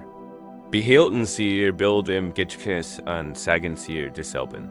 Wort, mögest du glücklich sein, mögen Sie gessen sein. Mögest du in Sicherheit sein, mögen Sie ein unbeschwertes Leben führen und frei von Leiden sein. Spüren Sie da natürlich. Warum dieser guten Wunsch, der aus Ihrem Herzen strömt, zum Schluss. Und nur wenn du dich bereit fühlst, wenn es dir so schwerfällt, kannst du einfach bei dir selbst oder deinem Freund bleiben. Ruf dir die Person ins Gedächtnis. Und da du gedacht hast, die Person im Mittelpunkt deines nächtlichen Theaters. Halt ihr Bild auf Distanz. Du brauchst keine Welt der Liebe zu spüren. Du nimmst sie einfach in den Kreis der Menschheit auf. Sprich aus der Geborgenheit deines Herzens dies Wunsch aus, die Ketten zu lassen, die dich und sie binden. Mögest du glücklich sein, mögen sie gessen sein, Majest du in Sicherheit sein, Magen sie Einbeschwörz. Leben voran und frei von Leiden sein. Ich befreie dich aus dem. Gefgang is mein Zorns. Ich befreie mich vom Gift des Grolls. Majest du dienen. Wegen Frieden dehen. Meg ich meinen Wegen Frieden ihn datet me. Los. Des gerad einen radikalen Kegti der Selbstversorgungswalsenchen. Du hast dienen Frieden deinem Schmerz vorgesetzen.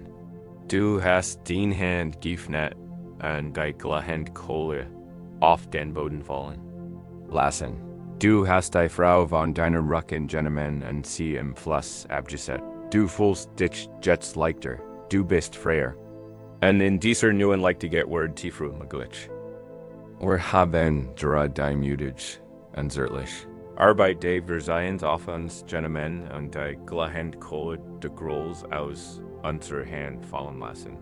Nachdem wir die schweren Ketten gelöst haben, die uns in ein Schmerzift Vergangenheit fesselten, bemerken wir vielleicht, dass sich unsere Hand am ersten Mal seit langer Zeit offen und leer empfehlen. Dies Lehr kann sich seltsam, ist sogar beunruhigend anfühlen. Womit sollen wir diesen neuen Raum füllen? Worauf richten wir jetzt unsere Energie?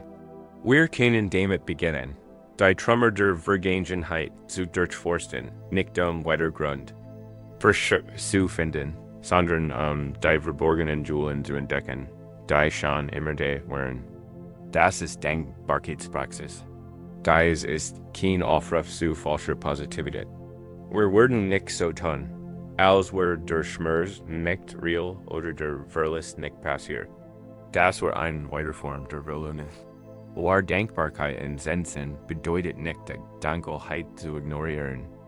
Es geht darum, den Mut zu haben, auch das Licht wahrzunehmen, egal wie klein oder fern es erscheinen mag. Es geht darum, unseren Fokus zu ändern. Lange Zeit war unser Geist darauf trainiert, die Vergangenheit nicht hinweisen auf Fehler zu durchsuchen. Heute Abend werden wir in behutsam neu trainieren, nach dem zu suchen, was Gott gelaufen ist. Nach den Lektionen, nach den Geschenken. Wenn ein Beziehung endet, betrachten wir sie automatisch als Misserfolg, als etwas sehr Beschämliches. Das Traurige an deiner Geschichte. Da was, wenn das nicht die einzigste Weise ist. Was, wenn es kein Misserfolg, sondern einfach ein abgeschlossenes Kapitel war. Ein Kapitel, das trotz seinen schwierigen Ends schon Passagen, Momente der Need und Lektionen enthielt. Die. Für die Person, die du wirst, von entscheidender Bedeutung waren. Denken Sie in ein wunderschönes Terramikreis. Sie steht jahrelang bei Ihnen zu Haus. Und sie lieben sie. Sie bereitet ihnen jedes Mal Freude, wenn sie sehen. Dann wird sie eines Tages für sich mit Komjustigen und sie erbringt. Sie können den Rest ihres Lebens damit verbringen, die Scherben auf dem Boden anzustarren. Dann wird der Weiß zu betrauern und die Wat in das Bedauern über ihren Bruch zu spüren. Oder sie können die Scherben sorgfältig zusammenkehren. Und neben der Trauer aber den Verlust auch tief Dankbarkeit für die Jahre durchschieden. Die Weiß in ihr Leben gebracht hat. Die Weiß soll schon sein, und diesen Zweck hat sie erfüllt. Ihr Bruch lasst die Schingenheit, die sie schenkt. Nicht aus, da die eine Virgin Beziehung ist wie dies Weiß. Sie ist zerbrochen. Es ist vorbei. Du kannst weiterhin auf die Zerbrochenheit starren oder beginnen. Dankbarkeit für die Schönheit. Zu entwickeln, die sie einst innehat, und wie allem davor, wie Zerbrechen dich zum Wachsen gezwungen hat. Oftmals schon wir unsere Grotweisheit aus unseren tiefsten Wunden. Die Schmerzerfahrung, genau das, was uns nachts Watch heilt, oder wie ein Tiefgreifender, wenn auch schwer Lehrmeister. Wie hat sie uns unsere eigenen Stärke gelehrt. Du hast das überlebt. Du bist immer noch der Atmist, hörst zu, heilst. Das offenbart ein Widerstand von der du, wie gar nichts wusstest. Das ist ein Grund zur Dankbarkeit, wie hat es dir gesehen, was du in einer Beziehung wirklich brachten schätzt. In dem dir gesehen hat, was nicht funktioniert hat dir einen klaren Plan für die Zukunft gegeben. Hat den Verständnis von dir selbst und von Liebe verändert. Das ist ein unbezahlte Geschenk. Das ist ein Grund zur Dankbarkeit. Vielleicht hast du in der stillen Networking wieder ermitteln von dir selbst Kontakt aufgenommen, da du vernachlässigt hattest. Alte Hobbys, vergessen Freundschaften. Ein tiefer Verbindung ist deiner Welt. Das Fällen einer Sache hat Raum für viel andere Dinge geschaffen.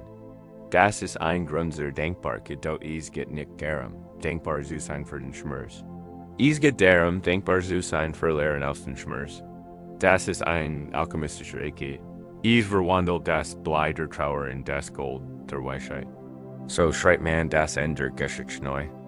Die Geschichte muss nicht mit Moris vorbei, an Eils Warum sonst enden, siegen meiten, und dann Moris vorbei. Und durch diese Erfahrung wurde ich stärker, weiser und tiefer mir selbst verbunden. Und davor bin ich dankbar. Enden, Gersiken wir ein Reflection. Geht nicht darum, ein Gefühl zu erzwingen. Ist ein sanft, neugierig erkunden, wenn du heirust, lass den Gedanken zurückschweifen. Nicht zum Schmerz, sondern zum gesamten Erlebnis. Und stell dir dies sanft Frage, was habe ich durch diese Erfahrung über mich selbst gelernt? Nur eins. Vielleicht hast du gelernt, dass du weiterhin schweiger bist, als du dachtest. Vielleicht hast du gelernt, dass du ein tief Liebesvergehen besitzt. Vielleicht hast du gelernt, wo die absoluten Grenzen liegen. Find einfach eine Lektion. Und wenn du sie gelernt hast, spüre einen Einfluss von Dankbarkeit für diese Weisheit. Danke, dass du mir das beigebracht hast. Versuchen wir es noch einmal. Kennen Sie sich in einen einzigen Moment echten, einfachen Glücks aus dieser Zeit erinnern? Keine groß romantische Erinnerung, die Schmerz verursacht, sondern etwas Kleines. Ein gemeinsamer Witz, der sie beide unkontrolliert zum Lachen bracht. Der Geschmack eines Kaffees in einem sonnigen Morgen. Die Geborgenheit der still mighty einem anderen Menschen. Finden Sie ein klein, perfekt Pearl. Halten Sie in Erinnerung. Dann Sie die Details. Fühlen Sie das Gefühl nur für einen Moment? Und gern sagen Sie ließ denken, für diesen Moment. Ist passiert, war real. Ist Teil der Fall ihres Lebens. Muss nicht durch das Ende getrennt werden. Dadurch versuchst du nicht, in der Vergangenheit zu leben. Du schläfst Frieden an mein Tier. Du strukturierst den Gehirn neu. Monatelang, vielleicht sogar jahrelang, wären die Nervenbahnen, die mit dieser Person verbunden wären. Fade die Schmerzes, die Mängel der Besessenheit. Abend hast du einen neuen Pfad geschaffen, einen Pfad der Dankbarkeit. Im Moment neigis noch ein winziger Fußweg sein, wenn die Sträge des Schmerzes breit und viel befahren ist. Da je mehr du diesen neuen Pfad beschreitest, desto breiter würde. Loszulassen bedeutet nicht nur, das Negative loszulassen. Es geht auch darum, das Positive auf gesunde Weise zu integrieren. Es geht darum in Zirkenen, dass diese Person, diese Erfahrung, Teil der Reise war, die dich zu diesem Moment der Heilung geführt hat. Sie war ein Lehrer, sie war ein Katalysator. Das Kapitel ist abgeschlossen, aber die Juanin Weisheit gehört dir für immer. Und das ist ein tiefer Grund, dankbar zu sein. Wenn du heute Abend schlafst, lass den Herz nicht von der Geschichte deines Verlusts erfüllt sein, sondern vom stillen, sanften und heilenden Summen der Dankbarkeit. Wir haben die heilige Arbeit der Vergebung vollbracht und die Ketten des Grolls gelöst. Wir haben den alchemistischen Prozess begonnen. Trauer und Dankbarkeit zu verwandeln und die Lehren aus unserer Vergangenheit zu würdigen. Rennt sich. Diese alten Energien zu legen beginnen, öffnet sich ein Raum in uns. En in diesem Raum begint ein kraftvoll und vielleicht beängstigend zu weiterholen. Wo bin ich jetzt? Honestly, lange Zeit war die Identität vielleicht eng mit der anderen Person verwoben. Du warst die Hilft eines Ganzen. Den TAG, den Entscheidungen, den Gedanken über die Zukunft wurden gemeinsam gestaltet. Als sie dich verlegen. Falte sich vielleicht in als war ein Teil von dir amputiert worden. Du schaust in den Spiegel und siehst ein Fremd. Du gehst durch den Tag und fühlst dich wie ein Geist, der in den Rändern eines Lebens umhört, das sich nicht mehr ganz wie dein eigenes anfühlt. Dieses Gefühl des Selbstverlustes ist einer der tiefsten Schmerzen einer Trennung und lasst uns, so, wir Zweifel in der Vergangenheit festhalten. Wir denken an sie, weil wir versuchen uns zu erinnern, wir sind dort hier begegnen wir einer der tiefgründigsten und befreiendsten Lehren der buddhistischen Weges, der Lehre von oder nicht selbst. Das bedeutet nicht, dass du nicht existierst. Es bedeutet, dass es kein festes, solides, unabhängiges Du gibt. Dein Selbstgefühl, deine Identität ist kein Stein, den du in dir trägst. Es ist ein Verb, kein Substantiv. Es ist ein fließender Prozess, ein Geschichte, die ständig mit den Menschen, Orten und Bedingungen deines Lebens mitgeschrieben wird. Ihre Identität ist wie ein Fluss. Sie verändert sich ständig, flieht ständig. Als Kind war ihre Identität ein Kind. Dann wurden sie ein Student, vielleicht ein Sportler oder ein Künstler. Später wurden sie vielleicht ein Profi auf ihrem Gebiet. Als sie mit dieser Person zusammen waren, wurde ihre Identität ein Partner, ein Liebhaber. Verstehen Sie? Ist Selbstverständnis ist nichts Statisches. Es ist eine Konstellation aus Rollen, Beziehungen und Geschichten, die sich ständig im Wandel, Beidentität, Leid, das Du, Fühl, das Gefühl. Verloren zu sein, ruht daher, dass du in einer dieser vergangenen Identitäten feststellst. Es ruht daher, dass du glaubst, ich imitieren sei den Wahres. Dauerhaft sich. Jetzt, da diese Identität weg ist, fühlst du dich leer, ausgelöscht. Aber in der Toleranz, dass diese Leer keine so furchtend leer ist. Sie ist ein Raum unendlicher Möglichkeiten. Du wurdest nicht ausgelöscht. Dir wurde ein Leerseat gegeben. Du wurdest nicht kleiner. Du wurdest für ein neues Kapital GFF net dot. Es gibt ein Schönsgleichnis für diesen Prozess in der Natur. Es ist die Schlang, die hat abstrift. Damit ein Schlang wachsen kann, muss sie alte Straf einen hat abstreifen. Dies ist ein heikler Prozess. Eine Zeit lang ist die Schlang natural und empfindlich. Aber es ist absolut notwendig. Wird sie in ihrer alten Haut festhalten, wird sie ersticken. Sie kann nicht wachsen. Sie wird sterben, du bist wie die Schlang. Den Identität dieser Person wird den alte Haut, sie dient dir ein. Zeit lang. Sie beschützt dich und wird der Belter für den Wachstum. Da du bist dir entwachsen. Das Leben fordert dich auf. Sie jetzt abzustreifen. Sie fühlt sich verletzlich und sie fühlt sich roh und das ist ganz natürlich. Da in dieser alten Haut festzuhalten und die Erinnerungen immer wieder durchzugehen, ihren vertrauten Trost zu spüren, bedeutet den eigenen Wachstum zu ersticken. Loszulassen ist der Möglichkeit, die alte Haut abzustreifen, deinem neuen, zu senden, authentizieren, each Raum zu bede,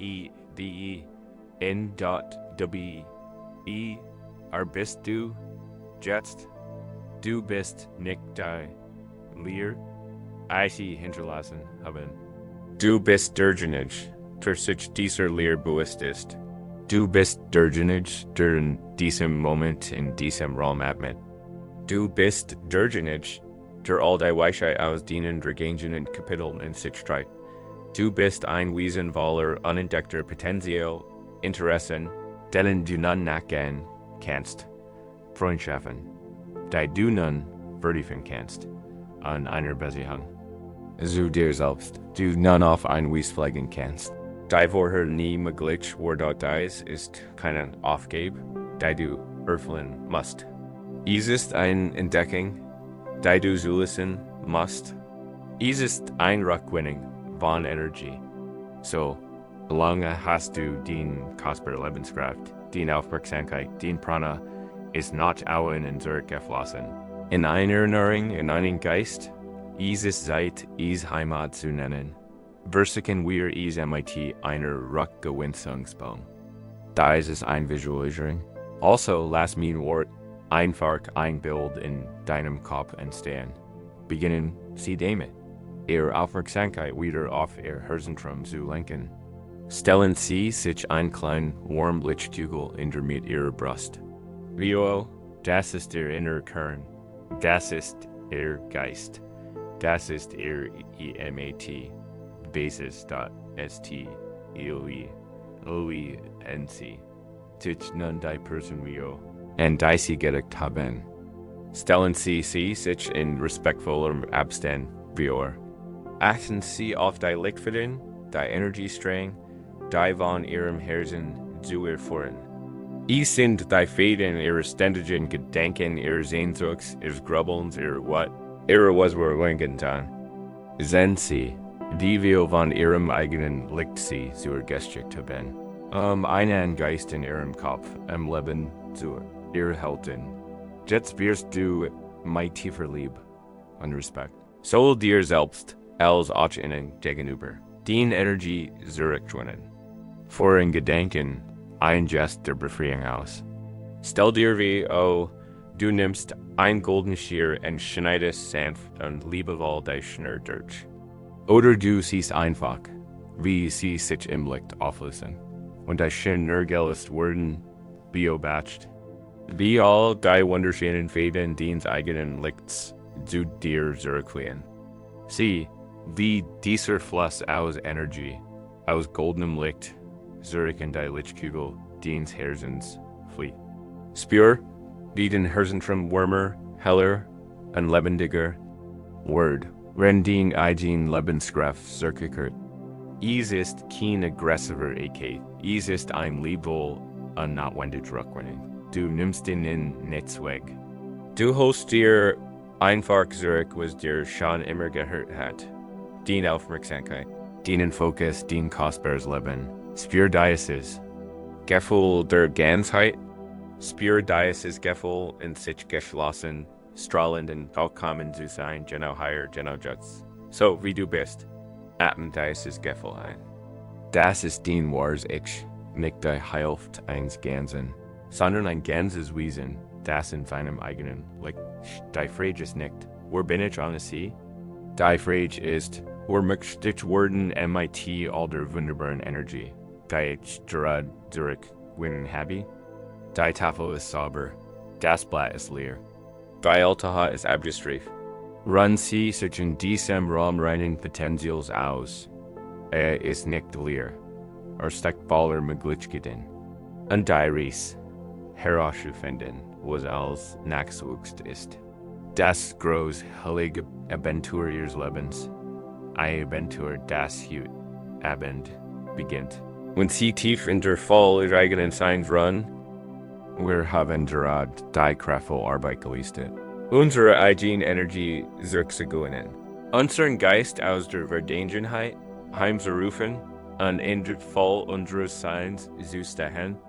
In dieser neuen, zurückgewonnenen Identität spüren wir wie erlegt. Ein Gefühl des Friedens, ein Schimmer von Freiheit. Doch dann beginnt aus den Schatten unseres Verstandes eine alte, vertraute Stimme zu flüstern. Es ist die Stimme des inneren Kritikers. Sie sagt, du solltest nicht immer noch traurig sein. Sie sagt, es war als deine Schuld.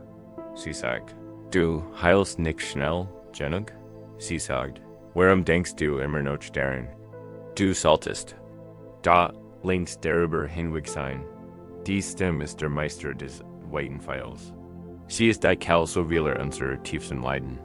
Sie beurteilt unseren Heilungsprozess, kritisiert unser Gefühl und streut Salz in unsere Wunden. Hilft. Even werden wir lernen. Dieser Stimme nicht dem MIT-Widerstand, sondern MIT-revolutionärer Freundlichkeit zu begegnen. Wir werden die Kunst des mitfühlenden Selbstgesprächs erlernen. Die Meiste unseres Lebens werden wir darauf trainiert, hart MIT an Selbstamzügen. Wir glauben, dass uns hart Selbstkritik motiviert und uns selbst verbessert. Da die Weisheit des Herzens lehrt uns das Gegenteil. Ständig Selbstkritik ist wie der Versuch, einen Garten zu pflegen, in dem man jeden Morgen auf die Setzling tritt. In einem Klima innerer Feindselige kann nichts gediehen. Heilung erfordert ein Klima der Wurm, der Geborgenheit und der bedingungslosen Zärtlichkeit. Selbstmitgefühl. In der buddhistischen Tradition beginnt ausgeruht sich selbst zu bemitleiden. Ist nicht dasselbe wie Selbstmitleid oder Aufreden. Selbstmitleid sagt, ich arms, und verliert sich in der Abruhe. Selbstmitgefühl hingegen sagt, das tut weh, und bietet Wurm und Unterstützung. Mitgefühl ist die mutige zärtliche Reaktion auf Leid, egal ob wir es bei anderen Menschen oder bei uns selbst erleben. Und du, mein Freund, hast gelitten. Du verdienst den eigenes Mitgefühl mehr als jeder andere. Erbilligen sie. Wie sie einen guten Freund behandeln würden, der mit genau der gleichen Geschichte zu ihnen käme wie sie, stellen sie sich wie er. Hat ihnen, kann nicht offern, und den verlässt eins Menschen zu denken, sei untröstlich und erschgib. Werden sie ihn ansehen und sagen, was ist los an dir? Komm endlich darüber hinweg. Natürlich nicht. Sie werden sanfter sprechen. Sie werden ihn vielleicht umarmen. Sie werden geduldig und freundlich dejuren. Sie werden sagen, es tut mir so leid. Das klingt unglaublich schwer. Seien Sie nachsichtig mit sich selbst. Die Kunst des Mitfühlenden. Selbst das Beste einfach darin zu lernen. Dies gut auch nach innen zu richten. Es geht darum, dein eigener bester Freund zu werden, besonders in den Momenten, in denen du dich am verlorensten fühlst. Der innere Kritiker lebt von der Isolation. Gibt dir das Gefühl, der einzig zu sein, der so fühlt, als sei den Schmerz, Anzeichen deiner persönlichen Schwach. Mitgefühl hingegen verbindet uns mit unserer gemeinsamen Menschlichkeit. Es erkennt, dass Schmerz, Trauer und Sehnsucht kein persönliches Versagen sind. Sie sind ein universeller Teil der menschlichen Erfahrung. Leben heißt, Verlust zu riskieren. Leben heißt, Schmerz zu riskieren. Wenn du diesen Schmerz in deinem Herzen spürst, bist du nicht allein. Du bist mit jedem Menschen verbunden, der jemals geliebt und verloren hat. Dein Schmerz ist keine Mauer, die dich trennt. Ist ein Bruch, die dich mit der gesamten Menschheitsfamilie verbindet. Versuchen wir ein ganz einfach, direkte Übung, diese innere Freundschaft zu pflegen. Sie können sie jederzeit anwenden, wenn sie von einer Welle der Traurigkeit, des Bedauerns oder der Selbstverteilung überwältigt werden, besonders in der Stille der Nähe. Sie ich lädt sie ein, just selbst eine Hand auf ihr Herz zu legen, oder vielleicht eine Hand auf ihren Bauch. Spüren Sie die Wurm ihrer eigenen Berührung. Dies Gruppe liegt just ist wichtig. Sie ist ein Direktsignal in ein Nervensystem, ein Signal der Fürsorge, des Trostes und der Sicherheit.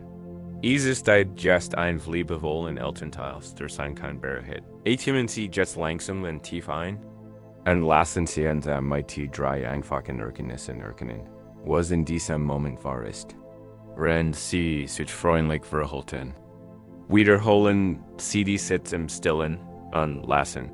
Sie sehen Ihrem Herzen und KOMN der Ersatz lautet. Dies ist ein Moment des Leidens. Acceptier is einfach. Du übertriebst nicht und verharmlost is auch nicht. Du sprichst einfach die Wahrheit aus.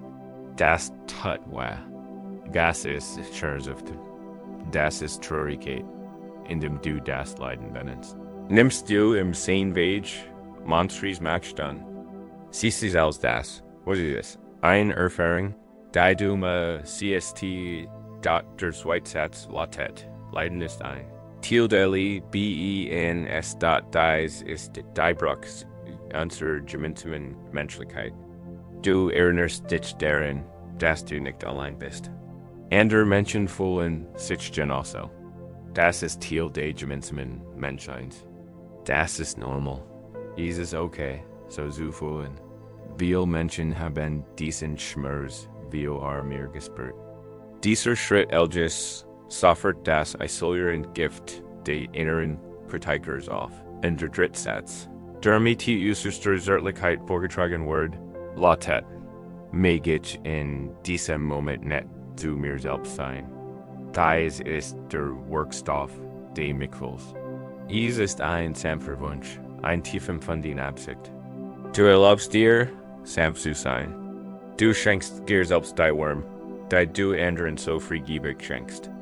Du kannst diesen Satz ergänzen, mag ich mir selbst das Mitgefühl schenken. Das, ich brauch. Lass uns els zusammen beginnen. Hand aufs Herz. Atmos ANFT. Dies ist ein Moment des Leidens. Dienen Schmerzen. Leiden ist ein Teil des Lebens. Verbind dich mit der Menschheit. Mag ich in diesem Moment freundlich zu mir selbst sein. Seien Sie sich selbst gegenüber liebevoll. Bleiben Sie ein paar Atemzüge lang in dieser Stimmung. Spüren Sie, wie sich in Ihres Klima verändert? Vom rauen Wind der Kritik zur sanften Wärme des Mikvels. Sie verdrahten buchstäblich die Reaktion Ihres Gehirns auf Ihren eigenen Schmerz neu. Sie lernen, sich selbst zu beherrschen, anstatt sich selbst anzugreifen. Dies ist kein Einwunsch. Lesung. Es ist ein Kunst. Es ist Übung. Der innere Kritiker hat jahrelang geübt. Die Stimme des Mikvels lernt gerade erst, ist dem zu finden, hab Geduld MITer. Jedes Mal, wenn du dich entschiedest, deinem Schmerz mit und sanften dreistündigen Prozess zu begegnen, stärkst du den Muskel des Selbstmitgefühls. Du schaffst dir einen sicheren inneren Selbstflixer, in dem echt Heilung stattfinden kann. Du lernst, dass die Tiefskel, die Trost ist und der Liebe, die du auch ihr Help von dir selbst gesagt hast, schon immer in dir selbst wartet. Ruhe, not in dieser inneren Umarmung. Du bist geborgen. Du bist geborgen? Du bist zu Haus? MIT der sanften Stimme des Selbstmitgefühls als unserem Führer. Haben wir einen sicheren und fruchtbaren Boden in unserem Herzen zu schaffen. Die rauen Wind der inneren Kritikers haben sich gelegt. Der Boden unseres Geistes, der so lang von den schweren Steinen, Bedauerns und Grubbelns, würdig gergummt und belaftet, ist nun bereit. Das Unkraut und Gießen der Anhaftung wurde als das erkannt, was sie ist. Es ist Zeit, bewusst, und liebevoll neu zusammen zu sein. Es ist Zeit, einen wunderschönen inneren Garten zu pflegen. Lange Zeit wurde ihre mentale Energie von einer Rückkopplungsschleife aus. Verlust und Sehnsuchtsverbrauch. Ihr Geist lief nach einem einzigen, traurigen Programm. Wirklich loszulassen und dauerhaften Frieden zu finden. Reicht dies nicht aus, die negativen Muster einfach zu stoppen. Wir müssen aktiv positive Muster anführen und fördern. In der buddhistischen Tradition wird dies als die Kultivierung heilsamer Geistessusten verstanden. Wir gießen nicht nur den Garten.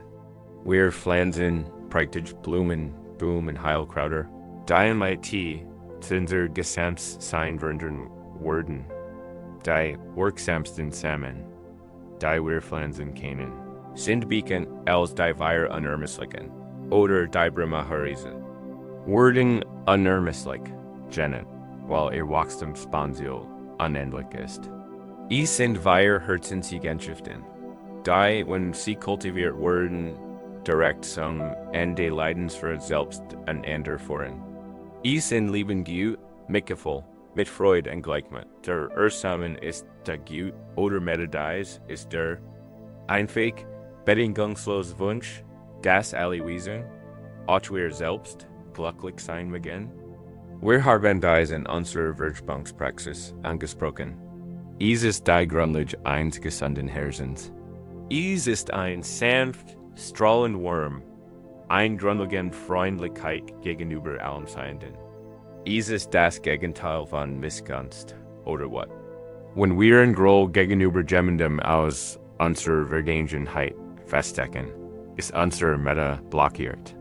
Indem wir Vergebung praktizieren, machen wir den Kanal frei. So dass es dies natürlich Wurm wieder fließen kann, der Zwecksamen ist mitgefühl. Oder kehren dies ist die Qualität, die wir gerade in uns geübt haben. Ist die Antwort des Herzens auf Leiden. Ist der Wunsch, dass alle Wesen, auch wir selbst, von ihrem Schmerz befreit werden. Ist kein Mitleid, das von oben herblickt, sondern ein tiefes Gefühl mitschmeckt. Sagt, ich sehe deinen Schmerz und bin bei dir. Dein eigener Kummer?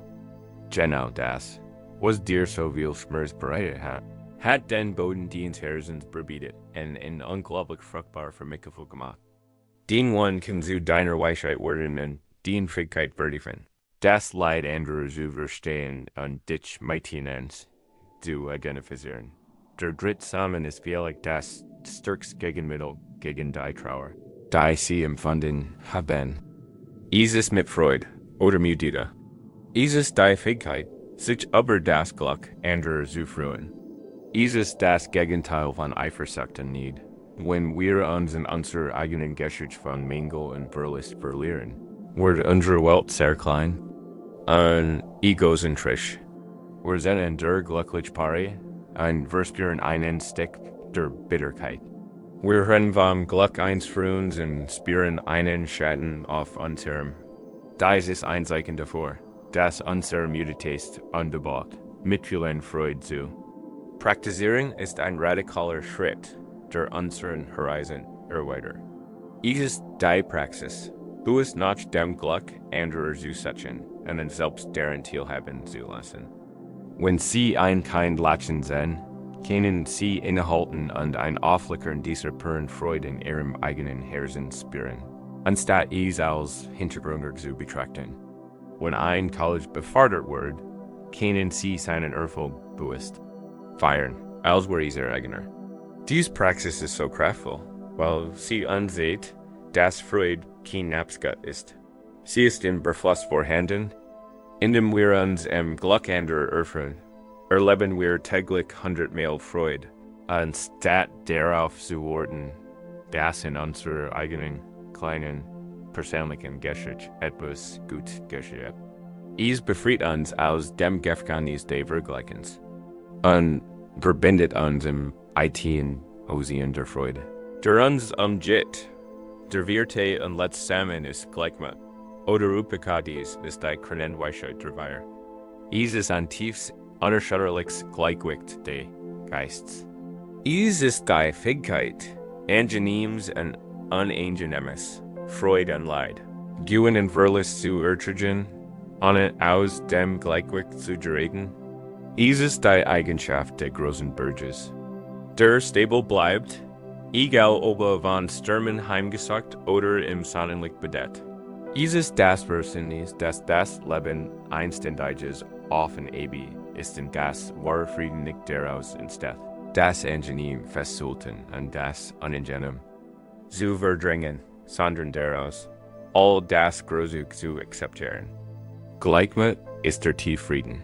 Der gleichzeitig die Denkbarkeit für die Schönvergangenheit und die Traurigkeit über ihr Enden sich tragen kann. Ohne sich zwischen beiden entscheiden muss es und das ist die Parabel eines weißen Bauern. Der den schönsten Garten des Landes anlegen wollte. Nicht einfach das Unkraut und hofft auf das Beste. Jeden Tag Jinger über sein Land. Pflanzt gezielt. Samen für die stärksten Boom, die duftensten Blumen und das nahrhaftest. Gemüse. Bewässert sie. Schützt sie wie Schadlingen und geben und Sonnenlicht. Wust, wenn dies gesunden Pflanzen sorgfältig pflegt, werden Wurzeln stark werden. Blätter Schatten spenden und mit der Zeit Word für das Unkraut. Wieder Platz noch liegt mehr übrig sein, das müssen wir mit unserem Verstand tun. Wir müssen wies Landwirt unseres eigenen Herzens werden. Lassen Sie uns dies zusammen jetzt in einer kurzen, sanfte Meditation, PFLANDEN len kann Sie Ihre Aufmerksamkeit zurück auf. HRZNTRUM.PFLND zunächst den Samen der Gut. Atmen. Tief durch und wunsch dir und allen Wesen stillen. Begann mit glücklich sein. Spüren Sie ein Gefühl sanfter Wärme. Als nach Sie den Samen des Gefühls. Denk an deinen eigenen Schmerz und den Schmerz anderer. Und wunsch dir. Begann mit frei von Leiden sein. Spüren Sie ein Gefühl der Verbundenheit. Pflanzen Sie jetzt den Samen der Mitfreude. Denken Sie an jemanden, dem es gerade gut. Ein Freund, ein Familienmitglied, sogar ein Fremder, der lächelt. Teilen Sie Ihre Freude und wünschen Sie. Ich freue mich über den Glück. Mag den Freude anhalten. Spüren Sie ein Gefühl, Umfassender. Freude, pflanzt schillig den Samen.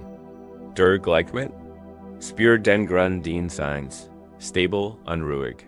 Erken, dass das Leben so Freude als auch Leid mit sich bringt. Und mein Gefühl tiefen. Ausgeglichen Frieden sein. Ich werde den Veränderungen des Lebens mit Ausgeglichenheit und Frieden begegnen. Sie haben gerade einen kraftvollen Garten angelegt. Sie müssen ihn nicht aber noch blenzen. Der Bauer weiß, dass Samen sie brauchen. Arbeit bestet lediglich darin, sie täglich mit ihrer Aufmerksamkeit zu gehen. Indem sie ihren Fokus vom Unkraut der Vergangenheit auf die Kultivierung dieser schönen Eigenschaften richten, lassen sie nicht nur ein altes Geschichte los. Sie schreiben aktiv ein neu. Sie legen einen Garten in, der so schön, so lebendig und so voller Leben ist, dass die Geister der Vergangenheit dort kein Zuhause mehr finden. Sie werden zu dem, was sie sind. Bloß Schatten, die im hellen, warmen. Licht ihres blechenden Herzens verschwinden, natürlich. Lasst uns gemeinsam die nächste Etappe unseres Weges antreten. Wir haben neue Samen im Garten des Geistes gepflanzt. Nun lernen wir die Werkzeuge, diesen Garten im Heil jetzt pflegen. Die in seinem Boden verborgene Weisheit zu entdecken und die ultimative Freiheit zu erlangen, die unsere wahre Natur ist. In unserem letzten Abschnitt werden wir zu weisen Bauern unseres eigenen Herzens. Wir begannen mit der heiligen Arbeit, die unerschöpflichen Samen, der Gut, des Mitgefühls, der mitfühlenden Freude und des Gleichmuts. Während wir diesen inneren Garten pflegen und die zukünftige Landschaft unseres Geistes rennen, brauchen wir auch ein kraftvolles, unmittelbares Werkzeug für die Momente, in denen ein Sturm der Erinnerungen als wegzuspulen droht. Wir brauchen ein Abbremse für den außer Kontrolle geraten Entzug des Grübelns. Wir brauchen einen Anker, der uns in den turbulenten Gewässern der Gegenwart Halt gibt. Dieser Anker ist keine komplexe Idee oder ein philosophisches Konzept. Ist etwas, das Sie in jeder Einzelnen besitzen. Es ist Ihr eigener Körper und die Tor zur Gegenwart. Ihr Sinn, der Geist ist ein Zeitreisender. Lieb ist in die Vergangenheit zu reisen, zu analysieren, was war, oder in die Zukunft. Sich Gedanken darüber zu machen, was sein Kind. Tatsächlich fast als, der einfachen Realität heieren Jets zu entfliehen. Der Körper hingegen kennt keine andere Zeit als die Gegenwart. Ihr Körper ist immer und unfehlbar jetzt. Kann nirgendwo anders sein. Ihr Atem geschieht jetzt. Das Gefühl der Deck auf ihrer Haut geschieht jetzt. Die Subtlingergus die Arounds geschehen jetzt. Daher ist der einfachste und direkteste Weg, ihren Geist aus dem Theater der Vergangenheit zu befreien. In Zurich in die Reale des Körpers zu führen. Der Geist kann nicht gleichzeitig in zwei Orten, MIT der gleichen Intensität sein. Wenn ganz in den Geschmack ein Schluck Wasser vertieft ist, kann sich nicht gleichzeitig in der Erinnerungen ein Gespräch wie Funktion verlieren. Wenn sich ganz auf das Gefühl der Wurm in den eigenen Händen konzentriert, kann nicht gleichzeitig Angst wie dem Morgen haben. Das ist das Geheimnis. Wir bekommen die Gedanken nicht. Wir wechseln einfach den Kanal. Wir lenken unsere Aufmerksamkeit von der Phantomwelt der mentalen Geplappers in die lebendige, atmend greifbare Welt der direkten Surfing. Diese Übung dient der tiefen Erde. Wenn du merkst, wie du dich stresst, in Gedanken verloren und von der Realität losgelöst bist, sind das Seil, mit dem du dich wieder auf den Boden der Tatsachen zurückholst. Sie sind Verflixer. Sie sind immer verfügbar und warten immer auf die Aufmerksamkeit. Begeben wir uns gemeinsam auf ein Reis durch dieses Heiligtum. Wir begeben uns auf ein langsam meditative Reis durch die Funzen. Es gibt nichts zu erkennen. Wir nehmen einfach sanfte Nubier wahr, was bereits da ist. Das ist die Praxis des Nachhausekommens. Beginnen wir mit dem Sinn von Sichtach, mit geschlossenen Augen siehst du. Rich die Aufmerksamkeit sanft auf den Bildschirm hinter deinen Augen. Nimm das Spiel von Licht und Schatten wahr. Vielleicht kannst du durch die Augenlider den schwachen Schein einer Lampe wahrnehmen. Der subtle Muster in dunkelrot oder orange erzut. Vielleicht siehst du wirbelt, grau oder schwarzwolken. Vielleicht gibt es Funken oder Lichtflackern. Versig nicht, siehst du verstehen? Versig nicht, siehst du Bildern zu formen. Nimm dies visuellen Eindruck einfach auf, wie du ein vorbesehende Landschaft aus dem Zugfenster beobachtest. Du bist der ruhige Beobachter dieses inneren Lichtspiels. Einfach nur sehen, einfach nur wahrnehmen. Das ist es, was visuell gerade passiert. Kommen wir nun zum Schönwohnen an. Lassen Sie Ihr Bewusstsein sich aussehen, bis es wie kein Groß. Affin satellitische Wort die alle Gergush ihrer Umsprung an Vorlieb oder Empfgehen. Was rennt sie? Vielleicht rennt sie das Lies zusammen die Gergs, aber das sie rennt. Vielleicht das Flüstern einer Luft aus einem Luftumschlag oder das entfernt. Rumpeln eins vorbeifahrenden Autos. Vielleicht rennt sie das Lies nährende Chen, die gibt you zum sie herum. Vielleicht kennen sie sogar ihren eigenen Hirschlag oder das sanft Gergush ist eigenen Adams rein. Beschriften sie die Gergush nicht als Gott oder schlecht, angenehm oder streng. Ein Gergush ist einfach nur ein Gergush. Es ist Einschwingungen der Luft. Nehmen Sie als wahr, die Lauten und die Lesen, die Nahen und die fernen Gergush. Lassen Sie sie durch ihr Bewusstsein strömen. Dies ist die Symphonie des gegenwärtigen Augenblicks. Sie hören einfach nur zu. Als nächstes wollen wir unsere Aufmerksamkeit auf den Sinn konzentrieren. Dies ist vielleicht der stärkste. Anker von allen. Beginnen Sie, indem Sie die Berührungspunkt zwischen Ihrem Körper und der Oberfläche unter Ihnen spüren. Spüren Sie das Gewicht Ihres Kopfs auf dem Kissen. Spüren Sie den Druck auf Ihre Schultern, Ihren Rücken, Ihren Hüften, Ihren Fersen. Nehmen Sie die Schwerkraft der Schwerkraft wahr, die Sie hier festhalten. Lenken Sie Ihre Aufmerksamkeit nun auf das Gefühl der Luft auf Ihrer Haut. Können Sie Ihre Temperatur spüren? Können Sie Ihre Subtelbewegung spüren? Richten Sie Ihre Aufmerksamkeit auf die Beschaffenheit der Decke oder des Lekens, die Sie zudecken. Spüren Sie die Weichheit des Stoffs in Ihren Beinen, Ihren Armen, Ihrem Oberkörper. Nehmen Sie das Gefühl Ihrer Kleidung auf Ihrem Körper wahr. Konzentrieren Sie Tasten so sehr, dass sie diesem Empfindungen bis ins kleinste Detail beschreiben können. Spüren Sie das Gefühl Ihrer Hand, dort, wo Sie ran? Berühren Sie einander? Sind Sie warm oder kalt? Die Welt der Berührung ist ein Universum für sich, und sie geschieht genau jetzt. Sehen Sie ganz higher in Ihrer Haut. Lassen Sie uns. Nun den von Zurück dieser Sinn ist mit der Erinnerung verbunden. Aber für diese Übung versuchen wir in einer die Geschichte zu erleben. Atmen Sie samt durch deine sein. Was riechen Sie jetzt in diesem Augenblick? Wie den sauberen Duft Ihrer Wasch. Wie das anhaltende Aroma einer Lotion oder Sief. Wie den einfachen neutralen Geruch der Luft im Raum. Wie riechen Sie nicht besonders und das ist auch in Ordnung. Nehmen Sie einfach das Riechen wahr. Nehmen Sie das Gefühl der Luft wahr, die durch Ihr Nähe strömt. Es ist eine innige Verbindung mit Ihr Umgebung, die mit jedem Atemzug die Augenwelt in Ihren Körper aufnimmt. Sehen Sie für diesen Zettel. Oft aber sind schön präsent. Kommen wir schläglich zum Schön Bahnschmecken. Sie Ihre Aufmerksamkeit auf Ihren Mund. Welchen subtilen Geschmack haben Sie da? Ist er neutral? Leicht zu oder sauer? Achten Sie auf das Gefühl Ihres Mund. Achten Sie auf die Feuchtigkeit. Vielleicht checken Sie sogar und folgen Sie dabei an dem gesamten Gefühl. In Ihrem Mund erinnert sich gerade ein. Ganz wohler Empfindungen, völlig unabhängig von der Vergangenheit. Sehen Sie dabei.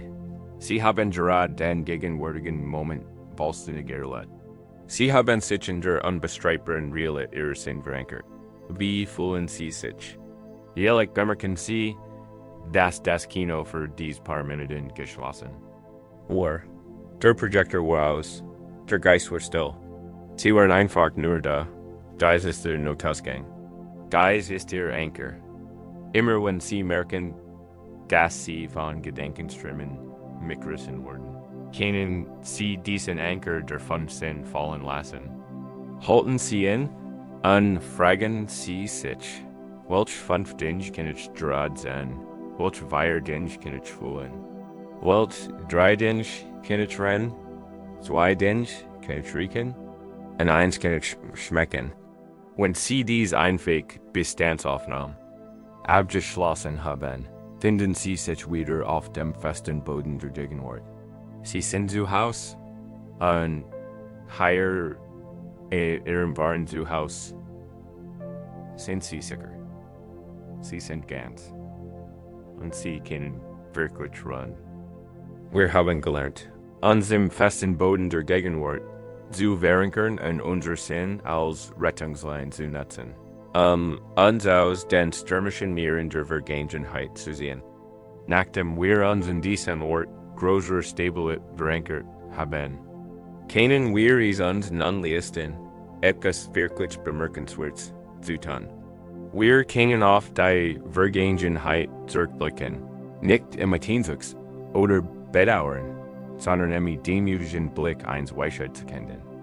Wir können uns der Quelle unseres Schmerzes nähern, jener Wand, die uns nachts heilt, und ein der transformierenden Fragen auf dem spirituellen Weg stellen. Wie kann dieser Schmerz einem weggehren? Wie kann dies Wand zu einer Quelle der Weisheit werden?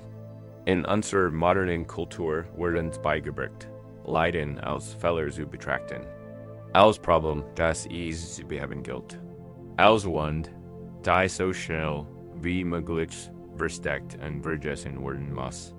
Dahin willen alten Weisheitsstudien wird die Wand nicht als das Ende der Geschichte sehen. Sie wird als der Anfang einer tiefen Geschichte betrachtet. Sie ist der Ort, an dem das Licht eindringt. Sie ist der Rohstoff, aus dem wir unsere Growth stärken. Unser tiefstes Mitgefühl und unsere Wahrbestimmung schmeiden Kea nenda ist. Gibt in Japan ein schon an tiefgründige Praxis namens Kintsugi, was mit Gold verbinden. Bedeutet, wenn ein Wortwahl Stück Keramik, ein Schäl, ein Tass oder ein Vase zerbricht, Werfen die japanischen Meister is nicht weg.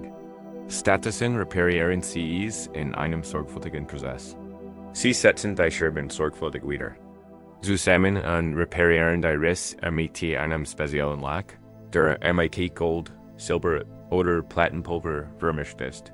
Das Ergebnis ist die Temperament. Die Schale ist nicht nur repariert, sie hat sich verwandelt. Die gesagten Riss sind nun wunderschön, schimmernd goldener. Das Objekt verbergt sein Geschichte zerbrochen seins Meck. Es feiert sie. Die Narben wurden samschenzen Thiel. Die Objekts an Urslen eindeutig von Widerstand, Fig, Heilung an Einschlafgeschichte, der tiefer und realer ist, weil sie zerbrochen war. Ein Kintsuji die Schale gilt als wertvoller, kostbarer und schöner, als vor ihr Ursprung. Das ist das Versprechen den Schmerzes. Den Hers ist wie die Schale zerbrochen. Die Wund fühlt sich hässlich an. Zackigen. Den Instinkt sagt, dir, sie zu verbergen. So, du kann, als wir sie nie passiert. Da, der Weg der Weisheit lädt dich ein Kintsuji Meister des eigenen Herzens. Es lädt dich ein, die Riss nicht als Zeichen deiner Unvollkommenheit zu sehen, sondern als Weg. Durch deinen golden Weisheit fließen kann. Den Leiden ist kein Aufgleiches, bei du tanzloses Arenas. Es ist eine Initiation. Es ist ein heilig Wund, die dich, wenn du sie mit Mut und Sorgfalt behandelst, schöner, mitfühlender und vollständiger machen kann, als du sie überwurst. Beginnen. Wir also mit dieser heiligen Kunst. Haben wir die Scherben unseres Herzens auf und finden wir das Gold. Es geht nicht darum, den Schmerz zu intellektualisieren. Es geht darum, in Nedissen UMGEO und DLND lädt sie nun zu einer stillen Reflexion ein. Fragen Sie sich mit aufrichtiger Neugier, welche Kraft hat dieser Schmerz mich gezwungen, in mir selbst zu finden? Pause für einen Moment der Still. Vielleicht wusstest du wie dieser Erfahrung nicht, wie widerstandsfähig du bist. Du hast schlaflos Nacht, Trauerwellen und tief Einsamkeit ertragen. Und da bist du immer noch hier, du atmest. Du suchst Heilung. Dieser Schmerz hat dir einen Kern. Der stark offenbart einen Willen zu leben und zu heilen, der wie ein Fels in deinem Inneren ruht. Kannst du erfrischt wie dieser Stärken finden? Das ist dein erst Goldeder. Vielleicht hat ihnen dieser Schmerz der Warbedeutung von Mikifo beigebracht. Bever Hers gebrochen durdet, haben sie vielleicht mit Mikifo vom Schmerz gehört. Aber jetzt wissen du, kennst die Beschäftigkeit der Trauer. Du kennst den Schmerz der Sehnsucht. Dies Wund hat den Hers geöffnet und dich mit dem Leid aller Wesen verbunden. Wenn du nun einen anderen Leiden siehst du in mighty neuen Augen. Den Hers ist weicher Jordan, offener und feiger, zur Lieb. Dieses tief Mikifo ist ein seltener und kostbarer Schatz. Es ist ein weiter Goldeder. Vielleicht hat diese Erfahrung ihr Wort tiefgreifend geklärt. Sie hat ihnen unmissverständlich gesehen, was ihnen im Leben und in Beziehungen wirklich wichtig ist. Sie hat das oberflächlich weggebrannt an ihnen. Die rein, ehrliche Wahrheit darüber hinterlassen, was Hers bracht, sich sicher, respektiert und geliebt zu fühlen. Dies Klarheit ist ein unschätzbarer Kompass, der sie für den Rest ihres Lebens leiten wird. Sie ist ein Geschenk, das direkt aus ihrem Schmerz geboren wurde. Auch dies ist ein schimmernd Goldeder. Stellen wir nun dies Weg frage. Was habe ich durch dies Wund gelernt? Was ich sonst nicht heit lernen können? Noch einmal Pause für Stillbesinnen. Vielleicht haben sie gelernt, dass sie den Schlüssel zu ihrem Glück nicht in die Tasche eingeändern legen können. Sie haben gelernt, dass wahre, dauerhafter Frieden und Zufriedenheit von innen kommen müssen. Sie sind gezwungen, ihr eigener Verflexer, ihr eigen Teil der Trostes zu werden. Das ist die grundlegende spirituelle Reif, wie ich haben. Sie gelernt, wie wichtig ist, Grenzen zu setzen, die Wahrheit zu sagen und die eigenen Bedürfnisse zu respektieren. Sie haben gelernt, dass Wohlbefinden ihr heilig geworden ist. Vielleicht hat diese Erfahrung hers vor allem für die großen Geheimnis der Lebensgefühle, für die Liebe, den Verlust, die Vergänglichkeit, für die unglaublich Schönheit dieser flüchtigen menschlichen Existenz. Sie hat ihr Leben tiefer geprägt.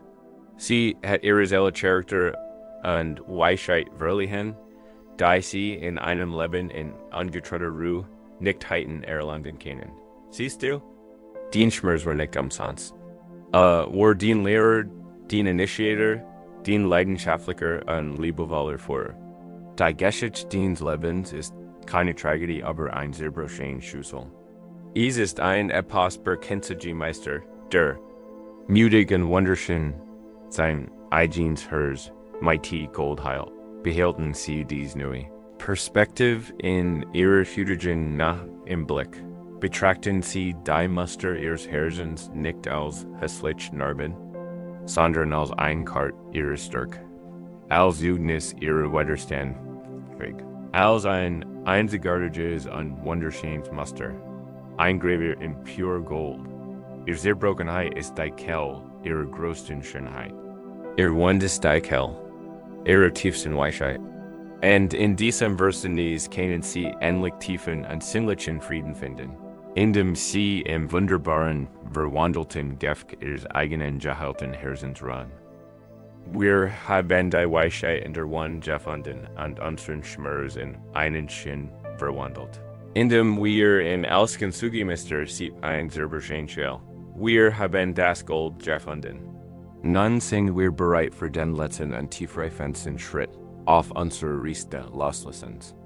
Wir sind bereit, über die Schell selbst hinaus zu blicken, über die Riss, über das Gold, über die Geschichte hinaus und die wahre Natur der Ton zu erforschen, aus dem sie geformt wurde. Wir gehen durch auf den Grund, hier in der tiefsten Kammer buddhistischer Weisheit, begegnen wir der befreiendsten, herausforderndsten und friedlichsten Lehre überhaupt, der Lehre der Leerheit. Oder Wort Lehr kann beängstigend klingen. Es kann Bilder einer kalten, nihilistischen Lehre, den Netz, der Lügnung des Lebens heraufbeschwören. Doch das ist ein völliges Missverständnis. Lehr bedeutet in diesem Zusammenhang nicht Nicht-Existenz. Sie bedeutet frei von einem getrennten, festen, unabhängigen Selbst zu sein. Sie lehrt nicht die Negation, sondern die radikale Verbundenheit und das unendliche Potenzial. Sie ist der Geheimschlüssel, der das Gefängnis unseres Leidens öffnet. Kehren wir zu der Person zurück, in die du ständig denken musst. In deinem Kopf erscheint sie als feste, unveränderliche Einheit. Sie, den Versen hat ein detailliert EKD, egalegt, es stimmt, ich stimme, Gewohnheiten, die Geschichte ihrer Beziehung. Ebenso hast du eine feste Vorstellung. Wann ich durche nicht, der Verlassen, ich durche nicht der Leidet, und du hast eine feste Vorstellung von der Beziehung, die existiert in unser Broken ist. Wir haben diese drei festen Konzepte, ich, du und die, Beziehung, und all unser Leidensdeath aus der schmerzhaften Wechselwirkung dieser scheinbar festen Dinge. Doch die Lehre der Lehre, die uns ein genauer hinzusehen. Betrachten wir das Konzept von innen. Wer ist diese Person? Ist sie nur ein Körper? Ihr Körper verändert sich ständig und beste Elementen, die nicht zu gehören. Der Nahrung, die sie zu sich nimmt, dem Wasser, das sie trinkt, der Luft, die sie atmet. Sind diese Gedanken? Ihre Gedanken verändern sich ständig, beeinflusst von allem, was sie lassen in ihr Leben. Sind diese Gefühle? Ihr Gefühle sind so flüchtig wie Wolken im Himmel.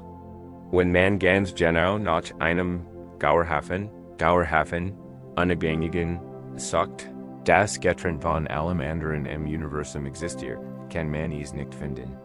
Was man findet, ist ein Prozess, ein Zusammentreffen von Ursachen und Bedingungen. Ein temporäres Muster, das untrennbar vom Rest des Lebens ist. Dasselbe gilt für sie, dass sie das Hut not higher liegt, ist nicht dasselbe sie, das wie eure Funktion existiert. Die Zelle ihres Körpers hat sich verändert. Ihr Gedanken, ihre Überzeugungen, ihr Gefühl haben sich verändert. Auch sie sind ein Prozess, kein festes Ding. Sie sind ein Verb, kein Substantiv. Und was wir IT basieren, wo sie etwas Festes. Oder was sie ein sich ständig verändernder Tanz aus Interaktion, wahrnehmungen, gemeinsamen Momenten und Missverständnissen. Sie war kein statisches Objekt, das wie ein Teller Zerbrück. Sie war ein Wetterphänomen, das nonverbal ist. Das ist die Bedeutung von Lehr. Els ist, wenn man es genau betrachtet, Lehr von einem festen, getrennten Selbst. Els ist miteinander verbunden. Els entsteht nicht von selbst, sondern in Abhängigkeit von allem anderen. Die Blume ist Lehr von einem getrennten Selbst, weil sie vollständig aus nicht blumigen Elementen besteht. Sonnenschein, Regen, Erde, Wien. Sie koexistiert mit dem gesamten Universum. Warum ist das so befreiend? Denn wenn das Leiden du nicht fest und dauerhaft ist, und das sie, das du vermisst, nicht fest und dauerhaft ist, und der Schmerz, den du fühlst, nicht fest in deinem Herzen sitzt, dann wird Els merkbar. Els ist fließend. Els kann sich ändern. Du bist kein festes Opfer, und sie sind kein fester Täter. Es sei zwei fließend Prozess, die eins zusammenfließen und nun auseinanderfallen. Der Schmerz ist kein bleibender Makel auf deiner Seele, ist ein vorübergehender Zustand. Im weiten, offenen Himmel deines Bewusstseins stellen sie sich das, so wie sie haben einen Albtraum. Im Traum verfolgt sie ein verrückter Djinnsmonster. Ihr Herz rast, sie schwitzen, ihr Leiden ist 100%ig real dort im Kontext des Traums, dann wachst du auf. Was passiert in diesem Moment des Aufwachens mit dem Monster? Es verschwindet. Well, ist es hin? Es ist nirgendwann gegangen, denn es war nie ein festes, unabhängiges Monster. Es war eine Projection deines eigenen Geistes. Es war Lehr von einem separaten Selbst. Seine Natur war Traumstoff. Sobald du das erkennst, bist du frei. Die zwanghaften Gedanken und die Person, die du vermisst, sind das Monster im Traum. Das Nachlichttheater ist die Traumlandschaft. Die Lehr der Lehr ist der Ekete des Aufwachens. Es ist die Erkenntnis, dass die scheinbar soliden Geschichten und Identitäten in deinem Kopf aus Traumstoff bestehen. Sie bestehen aus Gedanken. Und du bist der Träumer, der daraus erwachen kann da im Zen gibt es die Praxis, einen so, ein Kreis, im meint einem einzigen, flüssigen Pinselstrick. Die so symbolisiert das gesamte Universum. Es ist ein Kreis, also eine Form, aber es ist auch innerlich Lehr. Es repräsentiert die Tiefwahrheit. Das Form Lehr ist und Lehrform, der Mensch. Die Erinnerungen, der Schmerz, sie alle bilden die Form der Tint des Kreises. Ihr fließend, vergängliche, miteinander verbunden Natur ist die Lehr. Sie sind nicht zwei getrennte Dinge. Wenn du heute Abend schlafst, musst du das nicht im vollständig begreifen. Lass die Seite einfach über dich hinweg liegen. Lass sie wie ein Samen der Befreiung tief in deinem Bewusstsein kommen. Bedenken sie die Möglichkeit, dass die schwer solid geschichtliche Schmerz tatsächlich so leicht und fließen. Ist wie ein Traum. Bedenken sie, dass sie sich bei der Person, die sie vermissen, nicht einen Fixstern, sondern ein Vorübersehen wohlhandelt. Stellen sie sich wie Sie sind kein zerbrechliches, festes Ding, sondern der Wheat auf ihn, Lehr Himmel, in dem alle Wolken, so stürmisch als aufsteigen und vorübersehen können. Alle ein einzig Spur zu hinterlassen. Ruhen dieser Welt. Das ist die ultimative Freiheit. Die Freiheit, die aus der Erkenntnis erwächst, das ist kein festes Gefängnis, keinen festen Gefangenen, kein festen Wächter gibt. Es gibt nur den offenen Himmel des Bewusstseins, und du bist dieser Himmel. Du warst schon immer dieser Himmel. Alles, was du tun musst, ist den eigenen Welt grenzenlos und friedlich Natur zu erkennen. Wir sind hoch in den Himmel tiefer Weisheit aufgestiegen und haben einen Blick auf die Lehre, fließend und vernetzte Natur aller Recht. Wir haben erkannt, dass die solid Geschichte unseres Schmerz in einem Traum aus der Realität liegt. Nun kehren wir aus diesem Weiten. Offen in Himmel zurück und landen ganz sanft auf der weichen, warmen Erde unseres eigenen Körpers, higher in diesem Raum, in diesem Moment. Denn die ultimative Wahrheit des Universums findet ihren Mitfühlendsten und praktischsten Ausdruck im einfachen, demütigen AKT, die gegenwärtig sind. Den wahres Zuhause ist keine philosophische Idee. Den wahres Zuhause ist jetzt. Der große Zen-Meister Thich Nhat Hanh lehrt diese mighty wunderbare Einfachheit. Er sagt, die Vergangenheit ist vorbei, die Zukunft ist notwendig. Es gibt nur einen Augenblick, in dem du leben kannst, und das ist der gegenwärtige Augenblick. Solange du versuchst, in einem Haus zu leben, das es nicht mehr gibt, dem Haus der Vergangenheit. Du bist durch sein Lehren ruhen geändert, hast die Geisteralter Mückbell berührt, den Staub der Erinnerungen eingeatmet. Doch du lebst nicht mehr dort. Es ist nach Haus zu kommen. Den wahres Zuhause ist dieses Einnehmen. Und dieses Ausnehmen. Es ist so einfach. Es ist so zugänglich. Frieden ist kein Ziel, das du erreichst, sobald du dich endlich in Ordnung gebracht oder überwunden hast. Frieden ist ein Ort, an dem du sofort leben kannst. Ist immer verfügbar, die Haustür steht immer offen. Der Schlüssel ist die eigene sanfte Aufmerksamkeit. Lasst uns also gemeinsam dieses Haus betreten. Verschließen wir die Tür zur Vergangenheit. Nur für heute und begeben wir uns auf ein lange, heilen Reis in den tiefsten Zustand der Ruhe. Es gibt nichts mehr zu verstehen, nichts mehr zu analysieren. Die Zeit des Denkens ist vorbei. Die Zeit des Ausruhens hat begonnen. Dies ist eine Übung der Verliebten hinab. Lenkt die Aufmerksamkeit, sanft wie ein Feder, auf den Zehenspitzen. Pull sie einfach ohne sie zu bügen. Sende ihnen ein Stillbotschaft der Dankbarkeit davor. Gas sie dich durch dies Welt tragen. Und erlauben ihnen, willig loszulassen. Stell dir wie all die Anspannung und Unruhe aus denen sind weich, warm und schwer wurde das Lass. Dies will der Entspannungen den Füßeln fließen. Spür, wie sich den Vogel blitzen. Spür, wie den Fersen schwer entspannt nach unten sinken. Den Füße haben ein langeres hinter sich.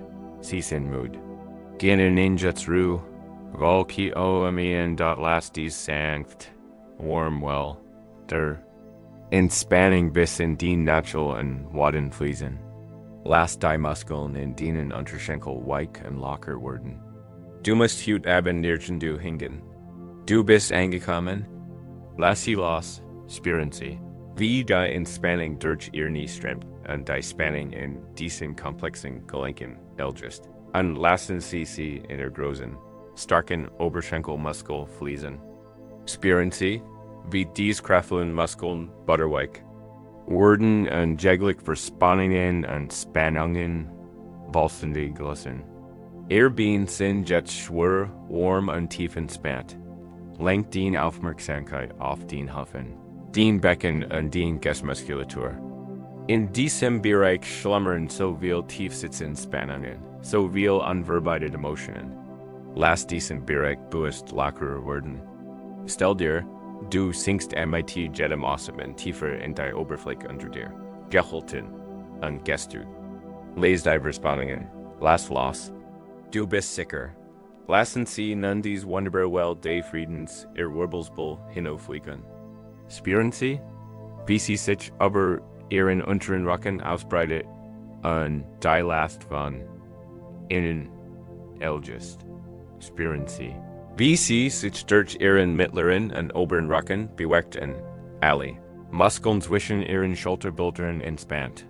Lass die Entspannung in denen Bauchströmen. Lass denen Bauch weich und entspannt werden. Lass den inneren Organ ruhen. Oft halten wir unsere Angst und Sorge im Bauch fest. Lass sie jetzt los. MIT jede mich ein bisschen mehr? Entspann dich. Lass los. Spüren Sie, wie sich ein Well der Entspannung über Ihr Brust und Ihr Herz ausbreitet. Spüren Sie, wie Ihr Herz gleichmäßig und ruhig schlägt. Lassen Sie den Schmerz los. Lassen Sie die Angst los. Umgeben Sie Ihr Herz mit einem Gefühl von Wärme und Frieden. Lassen Sie es in einer Weeds der Gut ruhen. Lass dieses friedliche Gefühl den Arme hinabfliehen. Durch Bizeps und Trizeps, den Ellbogen, den Unterarm. Lass es sich in den Handflächen sammeln und durch die Spitzen aller Finger ausströmen. Den Arme sind schwer, schlaff und ruhig. Sie sind in Frieden. Lenkt den Aufmerksamkeit nun auf den Schultern. Higher tragen wir die Well. Lass sie los. Nur verhüt not. Spür beim Nachsen ausatmen. Wie den Schultern nachlassen. Weg von den Ohren. Lass die Last los. Leg den Sack mit den Steinen AB. Lass sie schwer, weichen, vollkommen entspannt sein. Lass die Entspannung durch den Nacken fließen und entspann die Skull, die den Kopf stützt. Lass ihn frei und locker sein. Lass die Muskeln in der Schädelbasis entspannen, und nun lass es den ganzes Gesicht in Sanftheit tauchen. Entspann den Kiefer. Lass etwas Platz zwischen den Zähnen. Entspann den Lippen und Wangen. Lass den unfriedlichen Mund. Run. Erlaub den kleinen, ausdrucksstarken Muskeln den Augen. Sich vollständig zu entspannen. Glitt den Raums zwischen den Augenbrauen. Lass den Stirn zu einem weiten, offenen Feld, die Friedensworten. Lassen Sie dies well der Entspannung schläglich über Ihr Gesamtkopfhaut strömen und stellen sich dann wieder wie sie aus der Spitze Ihres Kopfs herströmt und in alle letzten Rest von Gedanken, Sorgen oder Anspannung mitnimmt. Den ganzer Körper befindet sich nun in einem sanften Tiefer. Tiefer Ruhe, du fühlst dich schwer, warm und friedlich. Du bist zu Haus, ist gibt nichts der zu tun. Nirgend du anders zu sein. Ruhe einfach hier in der Stille des Augenblicks. Wenn Gedanken auftauchen, lass sie wie fernwoken in einem weiten, friedlichen Himmel sein. Den Aufmerksamkeit ist hier. MIT devil den tief entspannten Krippers. Dies ist den Anker. Dies ist den Zufluxer. Dies ist den Zuhaus. Ruhe jetzt. Ruhe tief. Wenn du hier liegst in diesem sanften tiefer Still, im sanften Rand des Schläfs schwebend, merkst du wie leicht, dass du einfach bewusst bist. Du spürst das Gewicht des Krippers. Du nimmst das Flüstern meiner Stimme wahr. Wie leicht. Nimmst du ein fernes Gergusch wahr oder ein leichtes Jucken auf deiner Haut, und da wirst du nicht gestört. Du ruhst in einem weiteren, friedlichen Raum, der all diese Erfahrungen aufnehmen kann, ohne von erschüttert zu werden. Dieser ausgeglichen, weit und unbeschwert Geisteszustand hat einen schönen Namen. Es ist das Lächeln Buddhas. Es ist die vierte und letzte unermesslichen Eigenschaften des Herzens. Es ist Gleichmut. Gleichmut oder Kakei ist die Frucht all unserer Praxis. Es ist der Tieffrieden, der aus dem wahren Verstehen und Akzeptieren der Natur der Realität erwächst. Es ist das engültig Loslassen. Wir haben Gubiti, die Person loszulassen, die Geschichte loszulassen, die Vergangenheit loszulassen. Gleichmut bedeutet, das Bedürfnis loszulassen, unsere eigenen inneren Erfahrungen zu kontrollieren. Es ist das Ende Krieges MIT selbst. Meest Zeit unseres Lebens eger unser Verstand, wie ein verzweifelter Torwärter. Versicht eels was als angenehm bezeichnet en sich zu sehen, und eels was als unangenehm bezeichnet, gut zum von sich zu stoßen. Ein angenehmes Gefühl in Steth, und der Verstand sagt, mehr genickt. Ein schmerzhaftes Gefühl in Steth, und der Verstand sagt nein, verschwind. Wir klammern uns ständig an das Vergnügen und kippen von im IT dem Schers. Dieser Innerkampf ist erschwend und die Wurzel all unserer Beschwerden. Gleichmit ist die Weisheit, die endlich die sinnliche Biases Kampfs erkennt. Sie versteht das Gesetz der Vergänglichkeit, das alle Erfahrungen, ob angenehm oder unangenehm, die woken sind, die im Himmel vorbeisehen. Sie entstehen, bleiben ein Weile und vergehen wieder. Und den Eingenommen festzuhalten, bedeutet entkauschen. Gegen die unangenehmen anzukämpfen, gibt ihnen mehr Energie und Kraft. Gleich mit wollte Eintritt Option. Lasst alle Erfahrungen kommen gehen, ohne anzuhafen und ohne Widerstand. Ruht in der weiten, ruhigen, akzeptierenden Natur des Himmels selbst. Stellen Sie sich vor, Sie rennen ein großer Jolterberg. Ihr Gipfel liegt in den Wolken. Ihr Wurzeln sind tief in der Erde.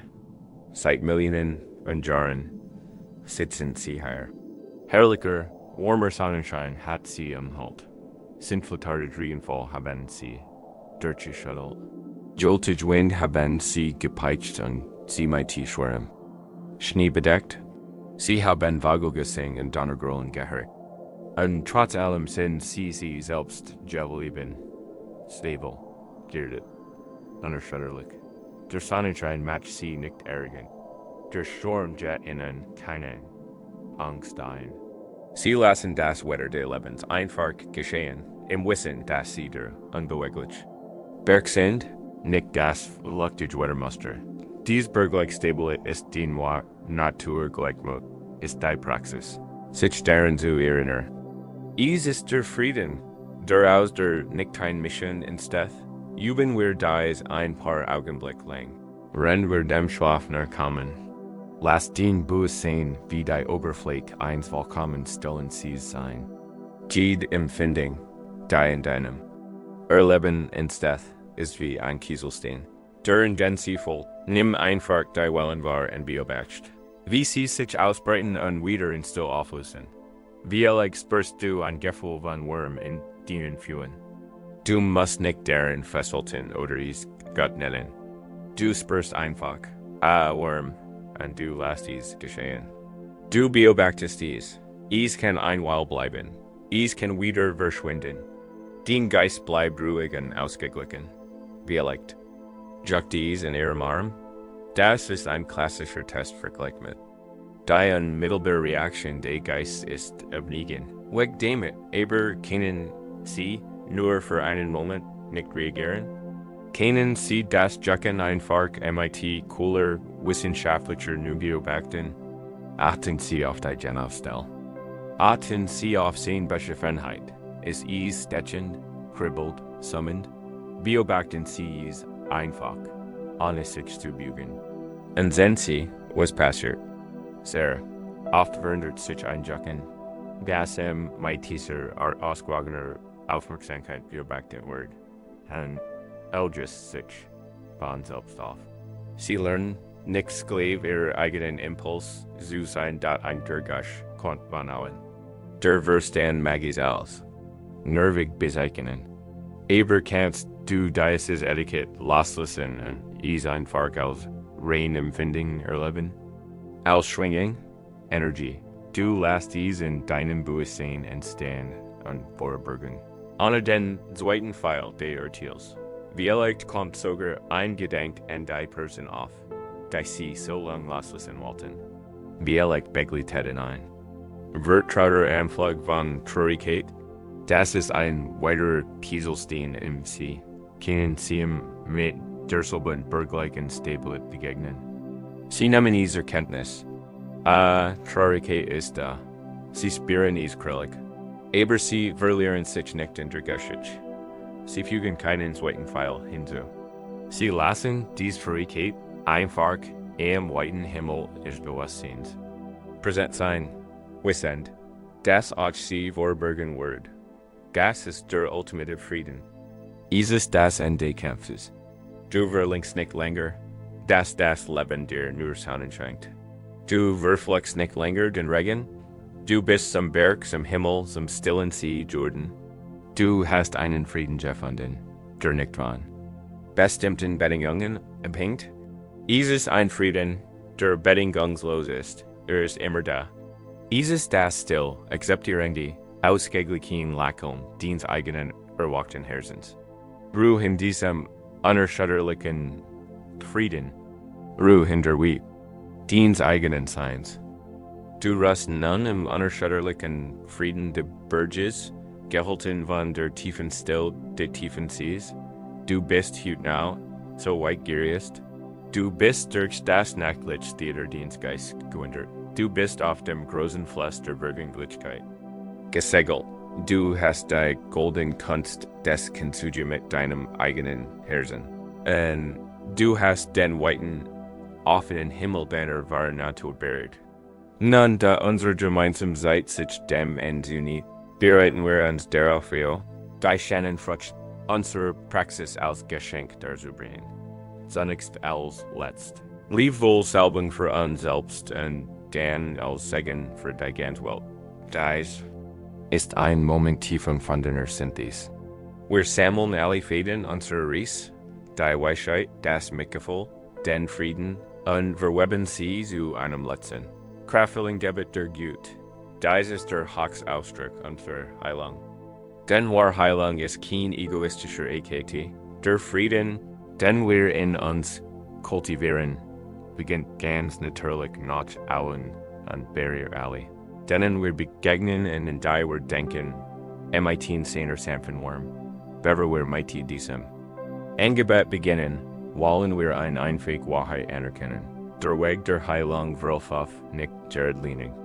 Ist ein Spiral. Is mag in den kommenden Wochen oder Monaten nachgeben, in denen sie sich wieder in ihrem alten Zustand befinden. Ein Vertraut Schwierigkeit mag sie heimsuchen. Ein Well der Sehnsucht mag sie überkommen.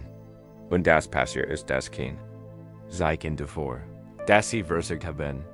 Es ist kein Zeichen davor, dass dies Ries umsonst war. Es liegt einfach in der Natur der alten Gewohnheiten, die es tief, aber jetzt bist du anders. Du bist gerüstet, du wirst diesen alten Geistern nicht mit Verzweiflung oder Frustration begegnen. Du wirst ihnen als lieben Freund begegnen. Du wirst sagen können, ich sehe dich, Traurigkeit, ich kenn dich gut. Du kannst den Hand auf den Herz legen und dir selbst das Geschenk der Mitgefühls machen. Du kannst dich dienen, Funktionen werden. Du kannst den Gedanken wie ein Blatt beobachten, das den Fluss hinunterträgt. Dir steht ein ganz Reihe von Werkzeugen zur Verfügung. Diese Momente sind kein Versagen. Sie sind einfach Gelegenheiten zu üben, den Weisheit zu verifizieren und den Mitgefühl zu stärken. Sei also behutsam auf deiner Ries. Sei geduldig in deinem Hirschlag. Du lernst eine neue und heilige Art zu sein, und nun beginnen wir mit dem großen Gebet der letzten, den Kreis schlägenden Übung der Mitte. Dies ist unser Segen für die Ries. Richt die Aufmerksamkeit wieder auf den Herz. Stell dir den warmen, strahlenden Lichtball vor, den wir sauber entdeckt haben, der hell und ständig in deiner Brust leuchtet. Dies ist Licht des den angeborenen Gut, den Fähigkeit zu Liebe und Frieden. Spür, wie dies ist Licht emittiert genug ein wenig warmer, ein heller Wort. Dies ist das Licht der Gut. Lass uns Sonnenskans in diesem Licht baden. Denn nur aus einer Wollentaske in wir wirklich geben.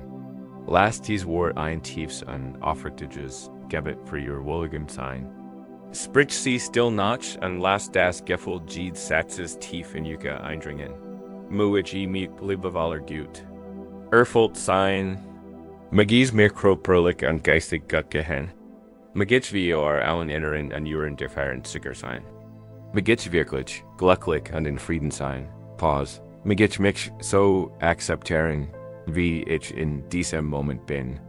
Magits mir all die Mail vergeben, in denen ich aus Angst oder Schmerz gehandelt habe. Magits auf mein eigen vertrauen, zu heilen und zu wachsen. Magits mein eigener Beschützer, mein eigener Aufwachser, mein eigener bester Freund sein. Länger Pause. Lassen Sie zu, das Gefühl der Selbstliebe und Akzeptanz erwiesen durchdringt. Lass uns nun, worin dieses liegt hell und bestwendig in Yucca strahlt, sanft und die Person denken, der Gegenstand unseres nächtlichen Täters war. Haltet ihr Bild wie eurem geistigen Auge, aber haltet sie auf Distanz. Ihr seid geborgen in ihrem eigenen Herzenslicht. Ihr müsst keine Gefühle zwingen. Es geht nicht darum, Irritaten zu dulden oder eine neue Verbindung zu aufzubauen. Dies ist der letzte mutige JKT, ihre eigenes Herz zu entwirren. Es geht darum, Israels gut zu wünschen für ihre eigene Freiheit. Sendet aus tiefstem Herzen einen Strahl Geistes Lichts auf sie und bietet ihnen diesen Segen. Und beginn auf sie glücklich sein, so wie ich glücklich sein möchte. So wie ich gessen sein möchte, können auch sie gessen sein.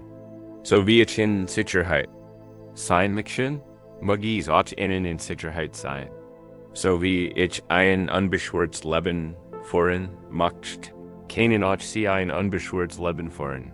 Pause. Mögen sie frei von ihrer eigenen Wut und Abneigung sein. Mögen sie von ihrem eigenen Leiden und seinen Ursachen befreit werden. Mag den Herz Frieden finden. Ich habe dich im Fluss abgesetzt. Ich lass dich los. Ich lass mich los. Mögen wir bald Frieden finden.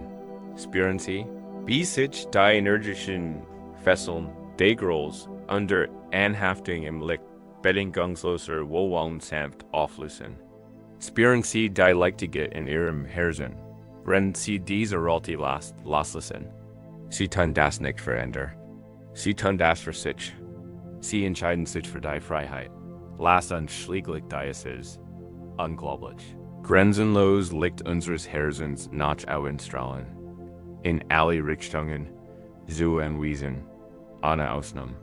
Denn die Geschichte ist keine einzigartige Tragödie. Es ist die Geschichte der Menschheit. In diesem Moment liegen Millionen anderer Seelen, Watch und Denken in jemanden, den sie verloren haben. Sie spüren denselben Schmerz, dieselbe Sehnsucht, dasselbe Bedauern. Den Schmerz verbindet dich und mit ihnen allen.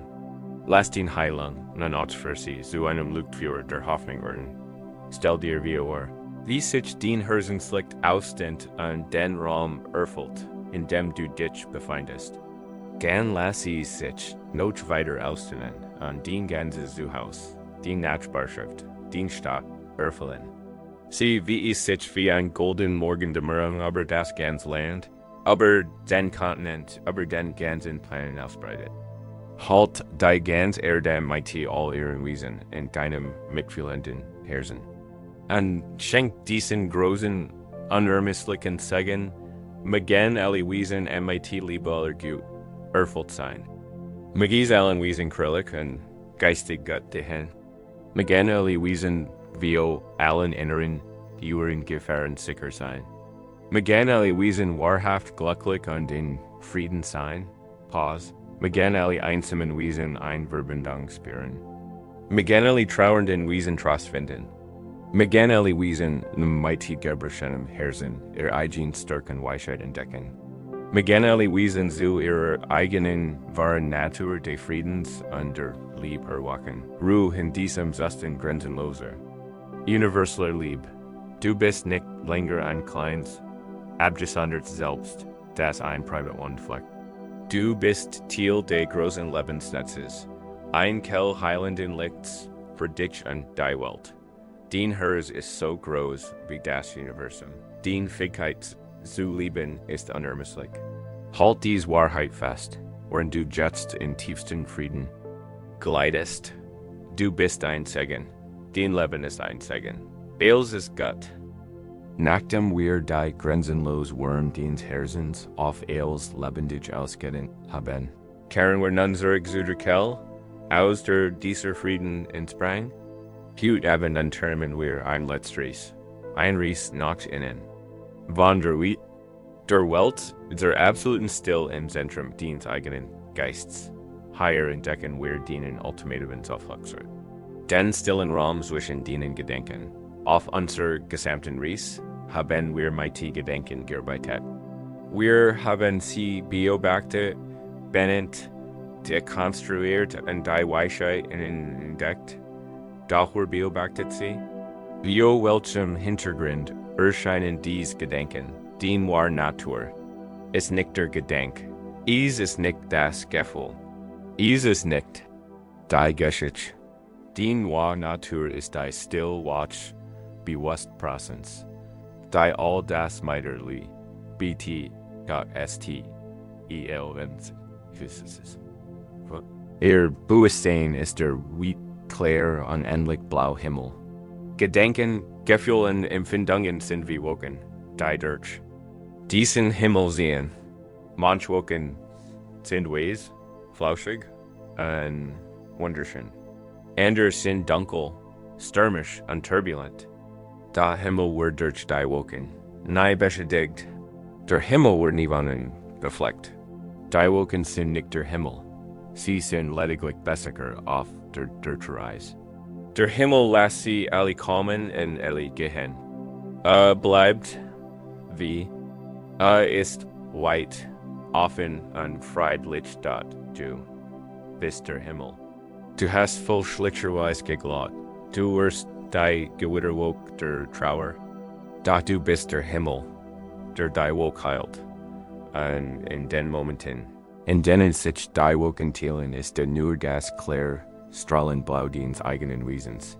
Dies still, dieser Raum, muss nicht geschaffen werden. Sie ist bereits da. Sie ist immer da. Sie ist die Grundlage deines Bewusstseins.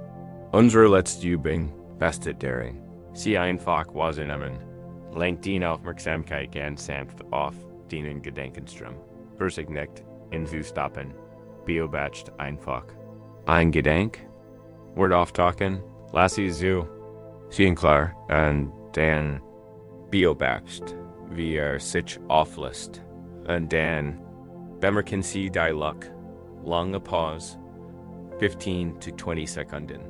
Bieten sie die still. Bever der Nachgedenk aufkommt. Lange Pause. Konzentrieren sie sich auf dies Luck. Sie mag nur eine Sekunde dauern oder weniger.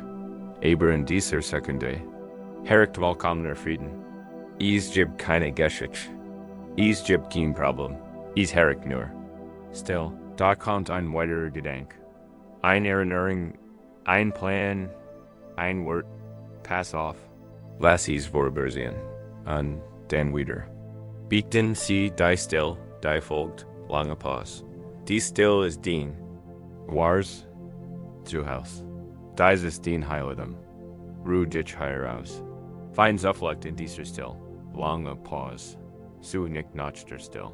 Versich nicht. Sie zu ringen. Gas ist nur ein weiterer Gedanke. Nimm sie einfach wahr und sie auf natürlich. Wie es erscheint. Ein Gedanke, Pause, schweigen, lange Pause. Noch ein Gedanke. Pause, schweigen, lange Pause. Dies ist der Atem des Geistes. Der Gedanke ist das Ausatmen. Die Still ist das Einatmen. Ruhe in diesem stillen Einatmen. Lass es dich nennen. Lass es dich. HEILEN. Der Projektor im Abenkino hat endlich keinen Film mehr. Die Leinwand ist leer.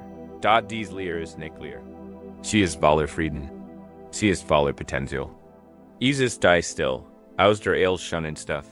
Jetzt ist keine Anstrengung mehr nötig. Du ruhst einfach als Bewusstsein selbst. Du bist der still, weit Himmel. Wenn noch ein paar Wolken vorbeisehen, lass sie. Sie können dir nichts anhaben. Sie können den tiefen Frieden, deiner wahren Natur nichts dran. Du bist zu Haus, in der Still, in der Ruhe, im Frieden, der dien wars Wesen ist. Ruhe higher and jetzt. Ruhe hinter Still dot asterisk, vom stillen. Weiten Himmel diens eigenen Seins. Wo sich die Gedenken woken im weiten, klaren Blau, deiner wahren Natur aufgelöst haben. Beginnen wir nun den letzten und sanftesten, die Reise ist bindet. Die Arbeit ist getan. Lasst ich nur noch von der großen, langsamen Flut des Friedens in den heilenden Ozean tiefen Schlaf steigen. Das ist die Großhängung. Das in Goldtage loszulassen, da die in in ein einzelnes, perfektes Blatt im Herbst. Is hat den ganzen Sommer in der Sonne gettenst, Wind und Regen gespürt und das großartige Leben der Bones miterlebt. Nun hat sehen. Bestimung, erfüllt. Alle Kampf, alle Widerstand lasst den erst einfach los. Folgt nicht. Schwett. Treibe Dreht und wirbelt auf den sanften Luftsträngen, und kommt sanft auf der stillen Erde zur Ruhe. Ist heimgekehrt. Hut not bist du dieses Blatt, der Ast ist den langer Tag, den langer Ries. Lasst jetzt los. Lasst dich schweben, treiben und spiralförmig hinab den Weiken. Einladen den Boden tiefer Ruhe. Oder stell dir den Wesen als einen großen Flussvio, der 1000 Meilen weit gerist ist. Ist durch Entschlachten gerauscht, hat sich durch friedlich Tyler Geschling Geld, hat Sonn und Mond reflektiert. Nun hat endlich den Rand des großen Ozeans erreicht. Stürzt nicht ins Meer. Verschmilzt mit ihm. Just sich. In ihm auf. Der Kleinfluss dient selbst, just sich im unendlichen Ozean des Friedens auf, ein Wort eins, en Voiti seinem gültigen Rhythmus der Geseiten. Spür, wie du jetzt mit ihm verschmilzt. Die Grenzen deines Körpers wurden weicher, die Grenzen deines Geistes lassen sich auf, wenn du wirst in großen, stillen, friedlichen Ozean des Schlafs. Das erfordert keine Anstrengung. Ist dein natürlichste Heimkehr, die ganze Arbeit ist getan. Das nächtliche Theater des Geistes. Dieser Ort so willkommen ist nun dunkel und still. Der Projektor ist ausgestrahlt. Der Geist ist im Licht. Verschwunden. Die Plots sind leer. Das Publikum ist nach Haus gegangen. Und ein tief, friedlich Still hat sich über die Bank gelegt. Du brauchst den Film nicht mehr inzusehen. Du bist frei dort der Zweitpfeil, die Scarf auf deiner eigenen Grübelei. Liegt nun auf dem Boden, sein Kraft ist verfliegen. Du hast ihn als das erkannt, was ist. Du hast gelernt, ihn nicht aufzuheben. Stattdessen hast du dich entschieden. Die ursprünglich Wund im heilenden Balsam deines eigenen Mickfuls zu pflegen. Der Krieg mit dir selbst ist vorbei. Ein Friedensvertrag wurde mit der Stillentent deiner Selbstakzepts unterzeichnet. Der Fluss der Vergänglichkeit, einst ein Quell der Angst, ist zu deinem verbündeten Jordan. Du hast gelernt, dich von seiner Strebung treiben zu lassen, anstatt gegen sie anzukämpfen. Hat dich hierher getragen, zu diesem friedlichen Hafen, zu diesem stillen Ufer, das Floß, das du mit so viel Sorgfalt gebaut hast, das Floß deiner Bangen, deiner Achtsamkeit, hat dir gut Dienst geleistet. Sie ist jetzt, samt dem Ufer verkaut. Du kannst dies dort lassen. Du brauchst dies nicht länger zu tragen. Seins Weg ist erfüllt. Du bist nun sicher, im Ufer tiefen Friedens, und dien hers, dien Schuns, tapfers hers. Du hast gelernt, nicht als etwas Zerbrochenes zu sehen, sondern als ein Meisterwerk der Konfugi. Wunden des Schmerzes, die sich einst wie hässlich. Narben und Falten leuchten nun sanft im Mondlicht. Schimmernde Dörren aus purem Gold. Sie sprechen nicht von deiner Zerbrochenheit. Sie besingen den Widerstandskraft. Sie urseln die Geschichte diens Mutes deiner Fähigkeit zu heilen. Diens Wieges von der Trauer zerneid. Dien hers ist schöner, kostbarer und stärker. Genji, geheilt durch genau die Erfahrungen, die Isu Zierbecken drohen. Ruhen der stillen, strahlenden Schönheit diens eigenen gehalten Herzens. Du hast den identit Zirkelberg. Du hast die altes Strafhat diens früheren Itches abgelegt und bist in die Wieddienst jetzigen. Itches eingetreten. Du hast dem Energie Notchhaus gerufen und alle Lichtfrieden der Vergangenheit zurück in den strahlen Zentrum gesiegen. Du bist nicht die Hälfte eines Ganzen. Du bist ein komplettes Universum für dich selbst. Aber Ganzen in Frieden daten. Du hast einen herrlichen Garten in deinem Geist angelegt. Die Samen der Gut, die Mickfuls, der mitfühlenden Freude und der Gleichmits, liegen tief im fruchtbaren Boden deines Bewusstseins. Wenn du heute Nacht schlafst, wurden dies Samen warm sanften Regen deiner Stillbüßer. Sie wurden wachsen, ihr Wurzeln wurden tiefer, ihr Trieb strecken sich dem Licht entgegen. Du wirst in einer Welt erwachen, die von ihrem Duft in ihrer Schönheit geprägt ist. Wisst dies, wenn du jetzt tiefer tauchst. Dieser ist in de Friedens, den du fühlst, ist kein flüchtiger Gast. Ist die wahre Natur. Ist der Ursprung. Den Seins. Dieser Hafen des Friedens ist immer für dich da. Wann immer die Sturm des Lebens aufziehen, kennst du nun den Weg nach Haus. Du kannst immer wieder zurück zu dieser Still finden. Zurück zum Anker deiner Sinn, zurück zur Gut deines eigenen Herzens. Dieser Zufflexer gehört dir für immer. Du hast den Schlüssel, und wenn dieser Tieffrieden dich erfüllt, rennet aus deinem Inneren überströmt. Lassen zu deinem stillen, mahelosen Geschenk in die Welt werden. Stell dir den Frieden in deinem Herzen als sanftes, zartes Licht wie Ohr. Und Energie Anstrengung beginnt dieses Licht von dir auszustrahlen. Es erfüllt den Raum und Barriere alle unter deinem Dach mit einem stillen Segen des Friedens. Es flieht hinaus in die Nacht, ein stilles Gebet für alle die Nachbarn, für den Gemeinde. Magen auch sie Ruhe finden.